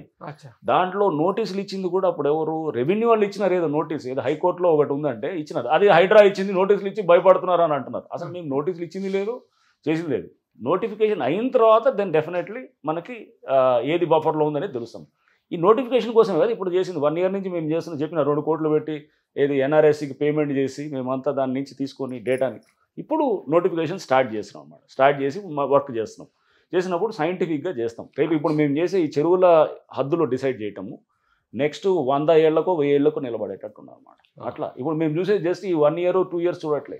ఈ చెరువు అనేది ఇప్పుడు రేపు ఎప్పుడైనా ఒక చెరువు ఉందనుకో సత్యన కాకతీయులు మనం చూసినాం, చెరువులు కట్టారు, చెరువులు చేసినారు, వాళ్ళు చేసినారు. నిజాం కాలంలో ఉన్న చెరువులు ఉన్నాయి, అసఫ్జాయిలు ఉన్నాయి, ఎవరు కుతుబ్ షాహీ వాళ్ళు చేసినారు. ఇట్లా రకరకాల చెరువులు ఉన్నాయి, రిజర్వాయర్లు ఉన్నాయి. అది ఊరికనే ఎక్కడంటే అక్కడ రాదు. రిజర్వాయర్ ఈడ కట్టమంటే వస్తుందా? రాదు కదా. ఎక్కడ వాటర్ ఫ్లో అవుతుందో అంటే దానికి ఆ గ్రేడియంట్ ఉండాలి, పల్లం వైపు అంటే స్లోప్ వైపు వెళ్ళాలి, అది గ్రేడియంట్ ఉండాలి, అక్కడే చెరువు తయారవుతుంది. అంతేగాని ఎక్కడంటే అక్కడ చెరువు దోవలేము కదా. చెరువు దోవాలంటే కొన్ని లొకేషన్స్ ఉన్నాయి. ఆ లొకేషన్ కబ్జా చేసినాం అనుకో. కృష్ణనగర్ ఉన్నది, కృష్ణనగర్ మన ఈసగూడ పక్కన కృష్ణనగర్ ఒకప్పుడు చెరువు. అది సర్వే ఆఫ్ ఇండియా మ్యాప్ తీసి చూస్తే దాంట్లో చెరువు ఉంటుంది అనమాట. మరి దాంట్లో ఇల్లులు వచ్చేసినాయి. అందుకోసం ఎప్పుడు కృష్ణనగర్ మునుగుతుంటుంది అనమాట. అంటే నువ్వు ఎల్లారెడ్డి కూడా ఉన్నావు, నేను ఆడే పక్కనే మధురనగర్లో ఉంటాను. సో మా ఇల్లు బఫర్ జోన్లో వస్తుందంటే అన్న బఫర్ జోన్ ఎట్లా వస్తుంది అసలు? ఫస్ట్ ఆఫ్ ఆల్ ఇది అసలు చెరువు అదే ఎక్స్ప్లెయిన్ చేయాలి. ఇప్పుడు ఆయన ఎట్లా అంటే చెరువు ఉంటే కనుక దానికి బఫర్ జోన్ ఎన్ని మీటర్లు ఉన్నది ఎన్ని చేయమని చెప్పాలన్నమాట.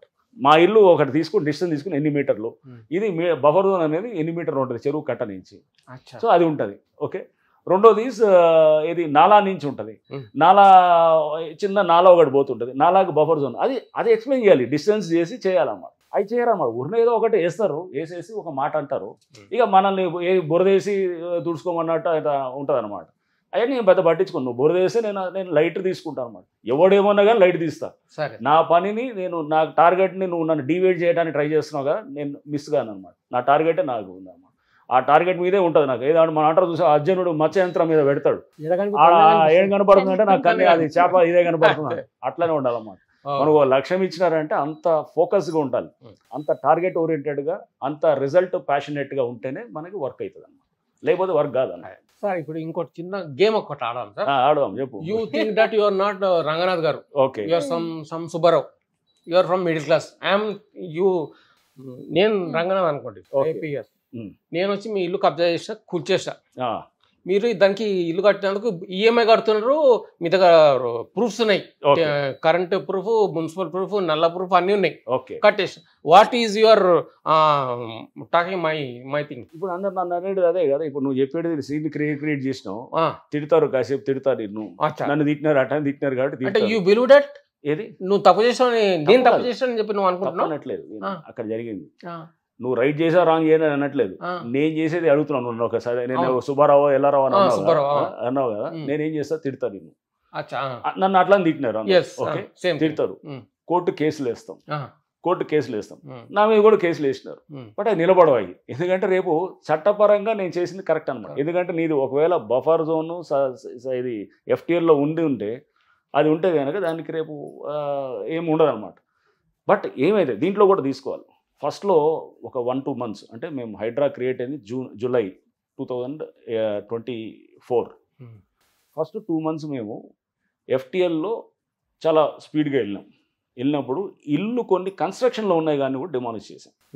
కొన్ని ఏం చేసినారు వాళ్ళు, మేము ఆల్రెడీ ఉన్నామని అన్నారు. ఉన్నది కాదు అక్కడ ఏం చేసినారు, ఇప్పుడు ఉన్నాయి, చాలా ఉన్నాయి, తీసుకొచ్చి పెట్టినారు. అది ఉంటే కనుక అది పర్మనెంట్ హౌస్ కాదనుకో. పర్మనెంట్ హౌస్ కాకపోతే ఇప్పుడు సపోజ్ ఏదో వాడు వచ్చి రాత్రి వచ్చి పెడతాడు, అట్లాంటివి తీస్తారా.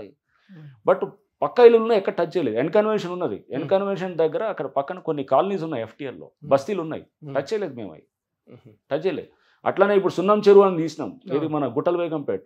దాని పక్కన ఒక బస్తీలు ఉన్నాయి, అంబేద్కర్ బస్తీ ఉన్నది, మొత్తం అసలు టచ్ చేయలేము మేము. అసలు దానికి బస్తీలు అసలు 1000 ఇల్లు ఉన్నాయి, టచ్ చేయలేదు. ఏం టచ్ చేసినాము, ఎవరైతే గనక చెరువు కోర్లో FTLలో ఉండి వాళ్ళు కబ్జా చేసి ఉన్నారో వాళ్ళు ఏది ముందు ఒకరిని చూపించి చేసినారో అయ్యే చేసాం అన్నమాట. వీళ్ళు ఎంతసేపు ఏమైతే నిన్న గాజుల రామారంలో 1000 ఇల్లులు ఆల్రెడీ కట్టుకొని ఉన్నారు, వాళ్ళని టచ్ చేయలేము మేము. కరెక్టే సార్. ఎవరి ఇల్లులు అయితే కనుక డోర్లు పెట్టలే, లేదా ఇంకా మీటర్లు పెట్టలేదు, ఇట్లాంటివి ఉన్నాయి. అంటే వాళ్ళ వెనక పెద్దోళ్ళు ఉంటారు, వాళ్ళ వెనకాల ఉన్నారు. అంతా అదొక ర్యాకెట్. అది అక్కడ లోకల్ ఆఫీసర్స్ పైసలు ఇస్తారు, లోకల్ లీడర్స్ ఉంటారు, డోర్లు పెట్టరు, ఇలా అమ్ముకుంటూ పోతుంటారు అన్నమాట. వీడు ఆస్తి అయినట్టు, వీడి సొంత ఇదైనట్టు అంటుంటారు, ఏదో అంటారు అత్త సొమ్ము అల్లు దానం చేస్తున్నారు, ఆ టైప్ అనమాట. అక్కడ లోకల్ లీడర్లు, లోకల్ అధికారులు అంతా గవర్నమెంట్ ల్యాండ్ అమ్ముకుంటూ పోతుంటారు. గవర్నమెంట్కి అదేంటి, అది యాక్చువల్గా అది స్టేట్ ఫైనాన్స్ కార్పొరేషన్కి ఇచ్చిన ల్యాండ్. అది SFC వాళ్ళు వచ్చి కంప్లైంట్ ఇచ్చినారు. సో అది చెక్ చేసాం. ఆ చిన్నది కాదు, అసలు పెద్ద బడాబాబులంతా ఇంకో వైపు ఉన్నారు. అది మిస్ అయిపోయింది. అంతా మొత్తం నార్త్కి వెస్ట్కి ఉండే వాళ్ళంతా పెద్దవాళ్ళంతా ఉన్నారు. అది మేము గుంజుకున్నాం అనమాట. ఎంతసేపు దాని చెరువుకి అది మన ఇది గాజుల రామారంకి ఇది ఇటువైపు ఉన్నది, గాజుల రామారం వైపు ఉన్నటువంటి ల్యాండ్ గురించి మేము మాట్లాడే ప్రగతి నగర్, నిజాంపేట పైన ఉన్నాయి, అన్ని చాలా ఉన్నాయన్నమాట. అవన్నీ గుంజుకున్నాం. ఇంకోటి సార్, మా ఎల్లారెడ్డి కూడా అది బఫర్ జోన్ కాదు, అసలు చెరువు లేదు, ఏం లేదు, నథింగ్ ఈస్ హ్యాపెనింగ్. ఒక రోడ్డు కూడా ఉంది. మేము చిన్నప్పటి నుంచి అక్కడే ఉన్నా. అక్కడ మంగళ షాప్ ఉండే, మా నాయన కూడా పోయి కటింగ్ చేసుకుంటా, అది కూడా కొట్టేసిండ్రు. కైపు మారేపోయి అంటే రోడ్ పై మారితే ఎల్లారెడ్డి కూడా సార్. ఎల్లారెడ్డిగూడలో హైడ్రా చేయలేదు. అది ఏడవుతుంది. హైడ్రా వేరే కూడా ఉన్నారా? అంటే GHMC వాళ్ళు కూడా చేస్తుంటారు, వచ్చి పూజ చేసినట. అరే పాపం, మా చిన్నప్పటి నుంచి, నేను పుట్టకముందు నుంచి ఉంది cutting shop sir. Cutting shop ఉండే, మటన్ షాప్ ఉంది. నీకు ఎగ్జాంపుల్ చెప్తే, మీ ఎల్లారెడ్డిగూడలోనే పార్క్ ఒకటి ఉన్నది. పార్కు కబ్జాలో ఉంటే అది HMD ఏది అప్రూవ్డ్ లేఅవుట్లో కబ్జాలో పెట్టుకొని 60,000 నుంచి ఒకడు ఉన్నాడు అంట. ఆయన ఏం చేసినాడు, దొంగ డాక్యుమెంట్లు పెట్టి ఆడ ఒక రూమ్ కట్టుకొని మొత్తం మన ఎంత దాదాపు అది మోర్ దెన్ 1 acre ఉంటుంది. మన ఆడ ఈడే మన స్టేట్ హోమ్ ఉన్నది కదా, పక్కన రోడ్డు మీద కనపడుతుంది. అది ఇప్పుడు వెళ్ళి చూస్తుంటే ఇల్లు కూడా కనపడుతుంది, మొత్తం కూల్చినది, ఫెన్సింగ్ వేసినాం. సో అది 60,000 నుంచి ఉన్నామని అన్నాడు. డాక్యుమెంట్ చూస్తే అంత ఫేక్ డాక్యుమెంట్లు ఉన్నాయి. అసెస్మెంట్ నెంబర్ ఏందో తీసుకొచ్చి, నాకు మున్సిపల్ అసెస్మెంట్ నెంబర్ కూడా ఉందని 19A అని ఉన్నది. 19A సంథింగ్ నెంబర్ ఇచ్చి 19A అని ఉంది. 19 ఏడు ఉందని చూస్తే ఆడ నుంచి 3 కిలోమీటర్లు అవుతున్నది. అరే 3 కిలోమీటర్లు ఎట్లుంటుంది నీకు? నువ్వు ఇప్పుడు నెంబర్ ఎట్లుంటుంది? నాది 20 అయింది అనుకో, పక్కన 20A ఉంటుంది పక్కన. అంతేగాని 27 ఉండి 5 కిలోమీటర్లు అవతల 20A ఉండదు కదా. అంటే కబ్జాలు చేసేటోళ్ళు దొరికిపోతారు, మాకు తెలుస్తుంది, వాళ్ళకి తెలుసు అది. బట్ బయటికి ఇట్లా అంటే మంగళ షాప్ పెట్టినారు, లేదా ఇంకేదో షాప్ పెట్టినారు అంటే కనుక షాప్ పెట్టుండవచ్చు. బట్ ఆ ల్యాండ్ అనేది నీది, వాడు ఫేక్ డాక్యుమెంట్తో ఉంటుంది. గవర్నమెంట్ ల్యాండ్కి అడ్వర్స్ పొజిషన్ ఉండదు. గవర్నమెంట్ ల్యాండ్లకి లేకపోతే ఇట్లా ఏది మన వీటికి ఏదైతే చెరువులకి, కుంటలకి, వీటికి అడ్వర్స్ పొజిషన్ ఉండదు. అదే ఇన్నేళ్ళ నుంచి ఉన్నా కానీ నాదే అని అంటానికి లేదు, అట్లా ఉండదు. సో అది చాలా క్లియర్గా ఉంటుంది అనమాట. సో అది అది ఆ చట్టం చాలా స్పష్టంగా ఉన్నది. సో వాళ్ళు వచ్చేసి నేను ఈడ షాప్ పెట్టినాను, ఇప్పుడు అదే ఆధార్యంతో అందరు ఇప్పుడు కబ్జాలు చేసేది ఏంది, ఇల్లు 2 ఆడ షాపులు పెట్టేయంగానే ఇక వచ్చి ఎవడు తీయడని ఇట్లా చేసినారు. అంటే ఇష్టం, ఎవడంటే వాడు ఆడుతున్నాడు అనమాట. ఇవన్నీ అసలు అంటే మనం ఒక నాగరిక ప్రపంచంలో, ఒక సివిలైజ్ సొసైటీలో ఉన్నామా లేదా అనేది మనం ఆలోచించాలి. ఇప్పుడు నువ్వు ప్లాట్ కొను, నీ ప్లాట్ కొంటే ఆ ప్లాట్ ఉంటుందని నమ్మకం ఉన్నదా? రేపు నువ్వు ఫెన్సింగ్ చేసుకొని చూసుకుంటున్నాడు, ఇప్పుడు ప్రతి నెలకు 2 నెలలకు ఒకసారి చూస్తున్నాడు ప్లాట్ ఉందా లేదా అని. లేదు నువ్వు ఆడ ఏడారో ఉన్నావు, ఎందుకు ఈ పరిస్థితి ఏంది, చూసేది ఏంది, ఎందుకు ఉండకూడదు? మేము అది అడ్రస్ చేస్తాం. హైడ్రా అడ్రస్ చేసేది ఏంటంటే లాంగ్ టర్మ్. రేపు నువ్వు నీ కష్టంతో, నువ్వు ఒక సొమ్ముతోటి, నీ పైసలతో నువ్వు కొంటే కనుక ఆ ప్లాట్ని రేపు కబ్జా చేసేదానికి రాకూడదు, మొత్తం అది చేసేది ఉండొద్దు. అంటే మంచి వైపు తీసుకెళ్తున్నాం. ఇంకా ఇట్లానే ఎన్ని రోజులు అంటుంటాము, అది ఈ డ్రామాలన్నీ నటిస్తూ ఇంకా ఏదో ఎవడో చెప్తుంటాడు, పేదోళ్ళను ముందు చూపిస్తుంటాడు. చూపించి ఇదంతా చేసి ఇంకా ఇంట్లో అంటే ఇంకా ఇప్పటికే మనం మన ఎట్లనో మనకు తెలుసు, ఇంకా దీన్ని ఇంకా బ్రష్ పట్టించేదానికి కాదు కదా. సో లాంగ్ టర్మ్ లో వైపు వెళ్ళాలి. సో లాంగ్ టర్మ్ లో ఫ్యూచర్ లో MIM కాలేజ్ వాళ్ళది vertex and this vertex already ఏమైంది, అయిపోయింది. వర్టెక్స్ గుంజేసుకున్నాము. ఆదిత్యది డీప్ ఎంక్వైరీ నడుస్తున్నది. ఎంక్వైరీ అయిన తర్వాత ఖచ్చితంగా యాక్షన్ ఉంటుంది, దాని డౌట్ లేదు. అండ్ రేపు MIM కాలేజ్ అయినా లేకపోతే మల్లారెడ్డి కాలేజ్ అయినా పల్లారేష్ రెడ్డి కాలేజ్ అయినా ఇంకెవరిదైనా కానీ రేపు ఫస్ట్ నిర్ధారణ అయిన తర్వాత చట్టపరంగా యాక్షన్ ఎట్లా ఉంటుందో అందరి మీద జరుగుతుంది. You to action to Mallareddy college also. చట్టపరంగా ఎవడు చట్టానికి అయితే పెద్ద కాదు కదా. అందరూ మల్లారెడ్డి కాలేజ్ కూడా, మల్లారెడ్డి కాలేజ్ అయినా పుల్లారెడ్డి కాలేజ్ అయినా ఎవరిదైనా కాలేజ్ అయినా కానీ చెరువులో గట్టి ఉంటే కనుక తప్పకుండా అతని మీద యాక్షన్ ఉంటుంది. సో దాంట్లో ఏమి ఎగ్జామ్షన్ ఉండదు. బట్ చెరువుని ప్రూవ్ చేసేదానికి డేటా తీసుకొని చేస్తున్నాం విత్ సైంటిఫిక్ డేటా టెక్నాలజీని. ఈ లోపల మాట్లాడేవాళ్ళు మాట్లాడతారు, అరే ఇట్లా ఉన్నది అట్లా ఉందని అంటుంటారు. అరే అన్నిటికీ ఎవడైనా ఏమైనా అనుకోని, బట్ చెప్పాం కదా చెరువులు నెక్స్ట్ మనం కాపాడటం అనేది చాలా ఇంపార్టెంట్. ఇప్పుడే ఆల్రెడీ హైడ్రాది లక్ష్యాల్లో కొంత ముందుకు వచ్చినాం. ఎందుకంటే చెరువులు ఇప్పుడు కబ్జా చేయాలంటే కనుక 1కి 100 సార్లు ఆలోచన తగ్గిపోయింది. అది మనకి రిమోట్ సెన్సింగ్ డేటా మాకు ఇచ్చిన దాని ప్రకారం, సైంటిస్టులు ఇచ్చిన దాని ప్రకారం కూడా ఇది మనకి 1979 నుంచి 2024 దాకా 45 సంవత్సరంలో 61% చెరువులు కబ్జాలు అయితే, మేము ఎప్పుడైతే కనుక హైడ్రా ఫామ్ అయ్యి యాక్షన్ చేయడం మొదలెట్టామో ఇప్పుడు అసలు ఆల్మోస్ట్ లిటరల్గా ఆగిపోయినాయి చెరువులు కబ్జాలు అని చెప్పి ఇచ్చినారు. లిటరల్గా ఆల్మోస్ట్ ఆగి. సో అంటే ఇది మనం చేయగలిగేటట్టు ఒక ఇన్స్టిట్యూషన్ తీసుకొచ్చి ప్రభుత్వం అంత మాకంత ఇది ఇచ్చి పవర్స్ ఇచ్చి చేయటం అనేది తప్పకుండా అది రేవంత్ రెడ్డి గారి ప్రభుత్వాన్ని మనం డెఫినెట్గా మనం అప్రిషియేట్ చేయాలి. ఎందుకంటే ఇది ఈ విషయంలో ఎందుకంటే ఏ ప్రభుత్వం కూడా అంత ఈజీగా వదులుకోదు ఇట్లాంటి ఇంట్రెస్ట్ లేదు. ఇది వదులుకొని వాళ్ళు మనకి చేస్తున్నారంటే కనుక డెఫినెట్లీ చాలా మనం అడ్మైర్ చేయాలి, అంటే మనం తప్పకుండా అప్రిషియేట్ చేయాలి. అంత దాన్ని ముందు ఏదైతే ప్రభుత్వం ఉన్న ఇన్స్టిట్యూషన్ క్రియేట్ చేయడం కాదు, ఏ లక్ష్యాలతో పెట్టారో ఆ లక్ష్యాల వైపు తీసుకెళ్ళడానికి మేమంతా కూడా రిజల్ట్గా పనిచేస్తాం, రిజల్ట్ ఓరియంటెడ్. ఇంత జర్నీలో సార్ ఎప్పుడైనా మీకు బాధ కలిగించిన సీన్స్ ఏమైనా అంటే ఏమైనా సిచ్యువేషన్స్ వచ్చాయా సార్? బాధ పెట్టిన సీన్స్ చాలా ఉన్నాయి. బాధ ఉంటాయమ్మా. ఇప్పుడు మాకు ఇష్టం ఉండి ఎక్కడన్నా సపోజ్ ఎక్కడన్నా కొన్ని డిమాలిష్ చేసినప్పుడు కొంతమంది ఇబ్బంది పడతారు. కొంతమంది వాళ్ళ సామాన్లు అవి కొంత డిస్టర్బ్ అయ్యే పరిస్థితులు ఉంటాయి. మాకు ఇష్టం ఉండదు అది, అంటే అది చేయటం అనేది ఇష్టం ఉండదు. బట్ వాళ్ళకి ముందుగానే మనం ఇంటిమేషన్ కొన్ని రోజుల ముందు మనం నోటీస్ ఇచ్చాము, చెరువులో కట్టినాడు నోటీసులు ఇచ్చాము. వెంటనే ఏం చేస్తారు, వెళ్ళి వాళ్ళు దానికి ఏదో మళ్ళీ చేయడానికి ఆపుకోవడానికో లేకపోతే రకరకాల పద్ధతులు చేస్తారు. సో దానికి అందుకోసమే నోటీసులు లేకుండా చేయొచ్చు అనేది కూడా సుప్రీంకోర్టు జడ్జిమెంట్స్ ఉన్నాయి. జస్టిస్ గవాయి గారి జడ్జిమెంట్, సుప్రీంకోర్టు ఇప్పుడు చీఫ్ జస్టిస్ వారి జడ్జిమెంట్ ఉంది బుల్డోజర్ జస్టిస్లో. నోటీసులు లేకుండా కూడా మీరు కొన్ని పరిస్థితుల్లో చేయొచ్చు అని చాలా స్పష్టంగా ఉంది. మేము ఆ పరిస్థితులను అన్నీ ఉన్నదాన్ని ఆ పవర్స్ని వాడుతూ మేము చేస్తున్నాం అన్నమాట. ఓకే, బట్ కొంతమంది సఫర్ అవుతారు. ఇప్పుడు 1,00,000లో ఒక 5-10 మంది సఫర్ అయితే కనుక బాధ అనిపిస్తుంది, కానీ వాళ్ళు కూడా ఎక్కడన్నా చేసేదానికి ట్రై చేస్తారు. చేసి మీరు ఎప్పుడైనా బాధపడ్డారా? దట్ క్వశ్చన్ ఆన్సర్ అదే అనేది ఇట్లాంటి చిన్న చూసినప్పుడు బాధపడతాము. బట్ నీకు ఏమైతే చెప్తున్నాం కదా, మనం లక్ష్యాలు పెద్ద అయినప్పుడు ఈ మధ్యలో చిన్న చిన్న కొన్ని వస్తాయి, తప్పదు, జరిగినప్పుడు మనం గుండె కఠినంగా చేసుకుని ముందుకు పోవాలి.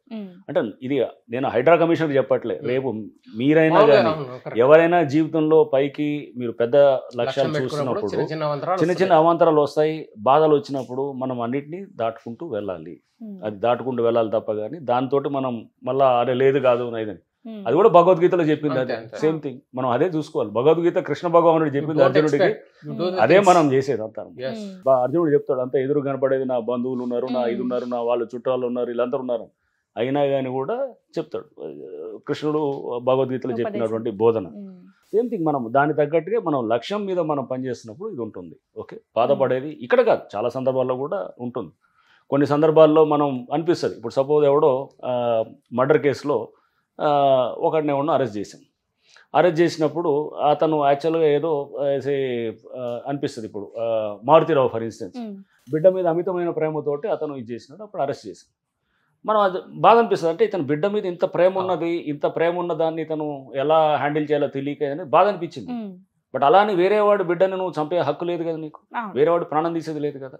సో అనేది దాన్ని మళ్ళీ పెట్టుకుంటే ఇది మనం అది కరెక్టే చేస్తున్నాం. సో ప్రతి దగ్గర ఉంటుంది అనమాట. అతను ఎందుకంటే మారుతిరావు చూసినప్పుడు మాకు ఇంట్లో ఆ అమ్మాయిది బిడ్డదైతే ఇంత పెద్ద ఫ్లెక్సీ అంటే పెద్ద పోస్టర్ పెట్టుకుండే అంటే లెగిస్తే చూస్తే కనుక పెద్ద ఆ పోస్టర్ చూస్తుండే అనమాట. లెగిస్తే ఫస్ట్ ఇంట్లో నుంచి బయటకు వస్తే ఆ రూమ్ అది పెద్ద పోస్టర్, అంటే పైనుంచి కిందాకు ఉండేది అనమాట. అంటే అంత ప్రేమ అనమాట. అంత ప్రేమ ఉన్న తండ్రి చివరికి అతనే అర్ధాంతంగా ఏం చేసినట్టు అతనే సూసైడ్ చేసుకున్నాడు. అంత మొత్తం ఇదంతా అంటే ఇవన్నీ ఉంటాయి. అంటే మనము బాధ అనిపిస్తుంది కానీ బట్ దాంతో విధి అనేది అంటే మన విధులు చేయటం అనేది డ్యూటీస్ అనేది దీనికి అతీతంగా చేయాల్సి వస్తుంది. సో అది అంటే అది వేరు, అది ఒక ఇండివిజువల్గా బాధపడటం వేరు. నాకు ఒక లక్ష్యాన్ని ఇచ్చినప్పుడు ఆ లక్ష్యం కోసం పనిచేసేది ఇంకొకటి ఉంటుంది. మీరు ఎప్పుడు ఈ సివిల్ డ్రెస్ ఉంటే యూఆర్ ఇన్స్పెక్టర్ కదా, ఇన్స్పెక్టర్ డ్రెస్లో ఉండదు.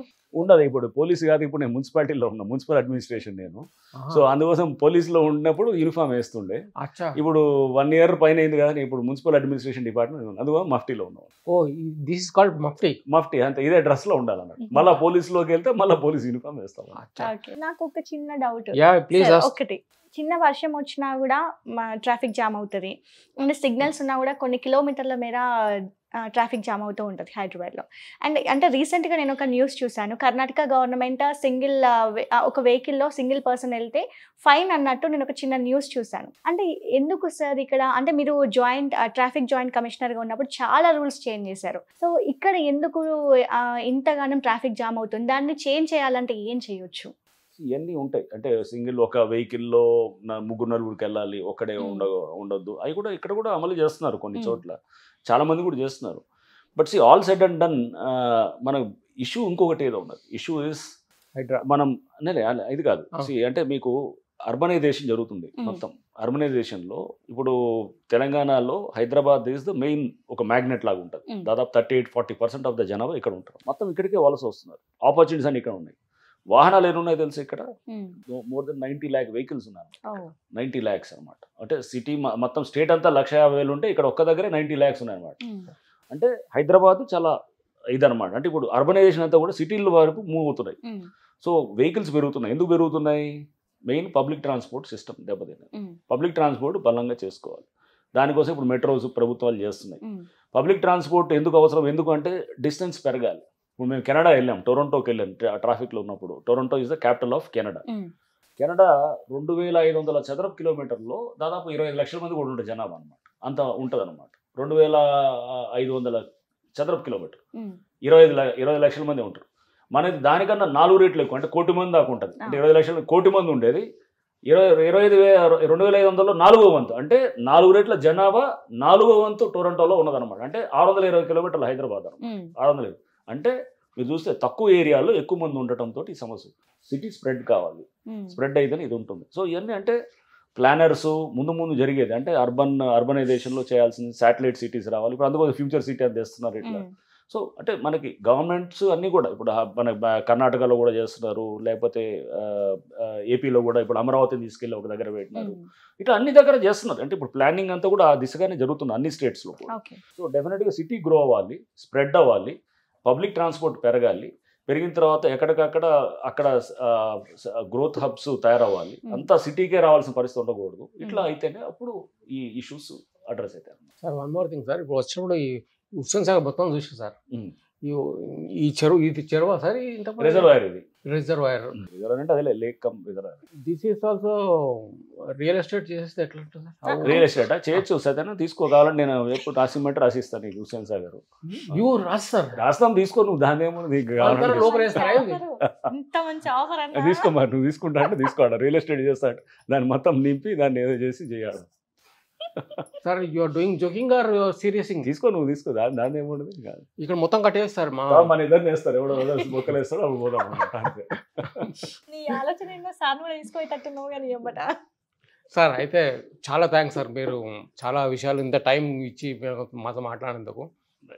Thank you very much sir. Right సత్యనా, చాలా మంచి, చాలా రోజుల నుంచి కలుద్దాం అనుకున్నాము. నువ్వు వచ్చినావు, మంచిగా చాలా హ్యూమరస్ గా ఉన్నాడు, సో సరదాగా ఉన్నది. బట్ సరదాలో నిజాములు కూడా వస్తాయి అనమాట. అంటే ఎగ్జాక్ట్లీ బెర్నార్డ్ షా స్టేట్మెంట్ ఉంటుంది. జార్జ్ బెర్నార్డ్ షా చెప్తాడు, బిహైండ్ ఉన్నాడు పెద్ద ఇంగ్లీష్ రచయిత. సో బిహైండ్ ఆల్ హ్యూమర్ లైస్ హాఫ్ ట్రూత్ అని అంటాడు అనమాట. అంటే నవ్వుతూనే చెప్పే దాంట్లో కొన్ని నిజాలు కూడా వెళ్తాయి అనమాట, సగం నిజం ఉంటుంది అనమాట. సో అది కూడా మనం సరదాగా చెప్తూ మనం హ్యూమరస్ గా ఉండే దాంట్లో కొన్ని నిజాలు ఉంటాయి. అన్ని అంటే కొన్ని ఎగ్జాగరేషన్స్ చేస్తాము, but this is also there. Sir ఒక చిన్న గేమ్ లాగా rapid fire. So first thing, ఇక్కడ మన తెలంగాణ కావచ్చు, మన ఇండియా నువ్వు ఆపు, నేను అడిగేది వేరు, నువ్వు చెప్పేది వేరు. సరే అన్నను పట్టించుకోండి, ఎప్పుడు చూసినా యూత్ లా ఫీల్ అవుతా ఉంటారు. సో మన ఇండియాలో పరంగా చూసుకుంటే మీకు ఎవరంటే బాగా అంటే ఇన్స్పిరేషన్ పొలిటీషియన్స్? అంబేద్కర్ అంటే బాగా ఇష్టం అమ్మా. సో అంబేద్కర్ బాగా నేను లైక్ చేస్తాను, ఎందుకంటే ఒక ఆత్మాభిమానం కోసం, అంటే ఒక సెల్ఫ్ రెస్పెక్ట్ దీని మీద తీసుకొచ్చినటువంటి ఇది.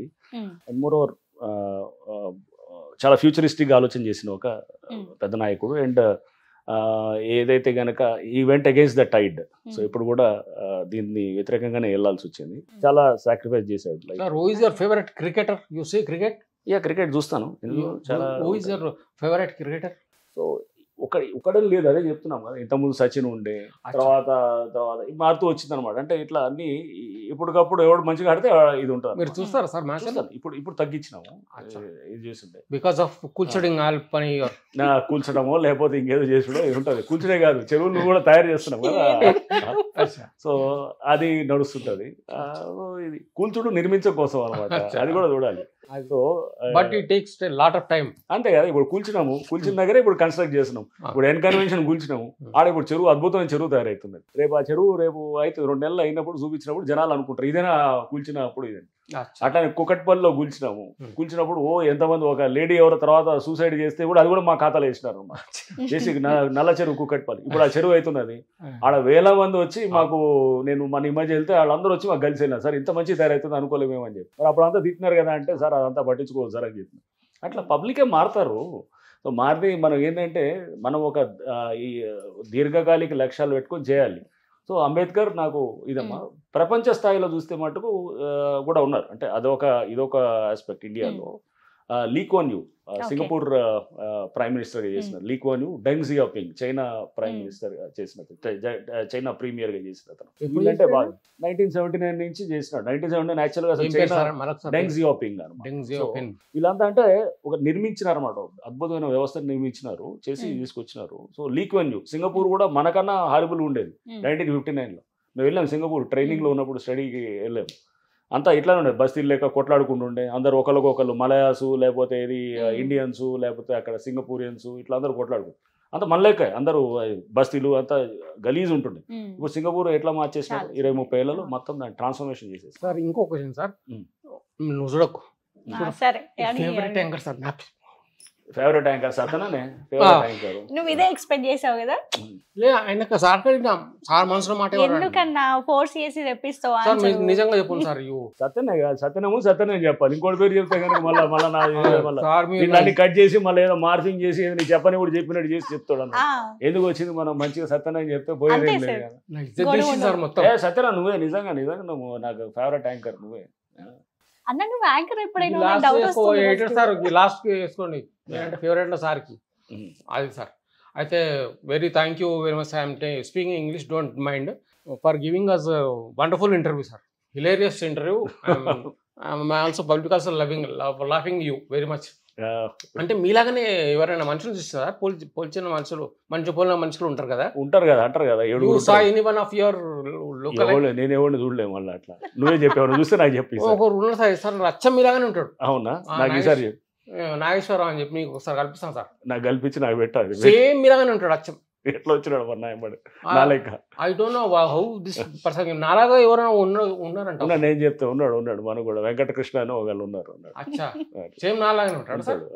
Okay sir. అన్న నువ్వు నన్ను ఎప్పుడు డిస్టర్బ్ చేస్తూనే ఉంటావా? ఒక నిమిషం నువ్వు గమ్మున మూసుకొని ఉండి. ప్లీజ్ సార్ ఒక్కొక్క పేరు చెప్తాను, ర్యాపిడ్ ఫైర్ మధ్యలో ఆగిపోయింది. సో 1 word లో డిస్క్రైబ్ చేయండి సార్. ఫస్ట్ మనం నేషనల్ లెవెల్లో చూద్దాము. నరేంద్ర మోదీ గారు మంచి డిటర్మైన్డ్ లీడరు, కంట్రీని మార్చాలనుకునే ఉన్నవాళ్ళు. డెఫినెట్గా అడ్మైర్. ఎవరైనా కానీ డిటర్మైన్డ్గా ఉండి వాళ్ళు పనిచేసి చేయాలనుకున్న వాళ్ళు ఎవరైనా నేను admire them. So is strong leader. So ఒక స్ట్రాంగ్ లీడర్షిప్ ఉంది, ఈజ్ డిటర్మైన్డ్ లీడరు. మంచి చేయాలనే లీడర్.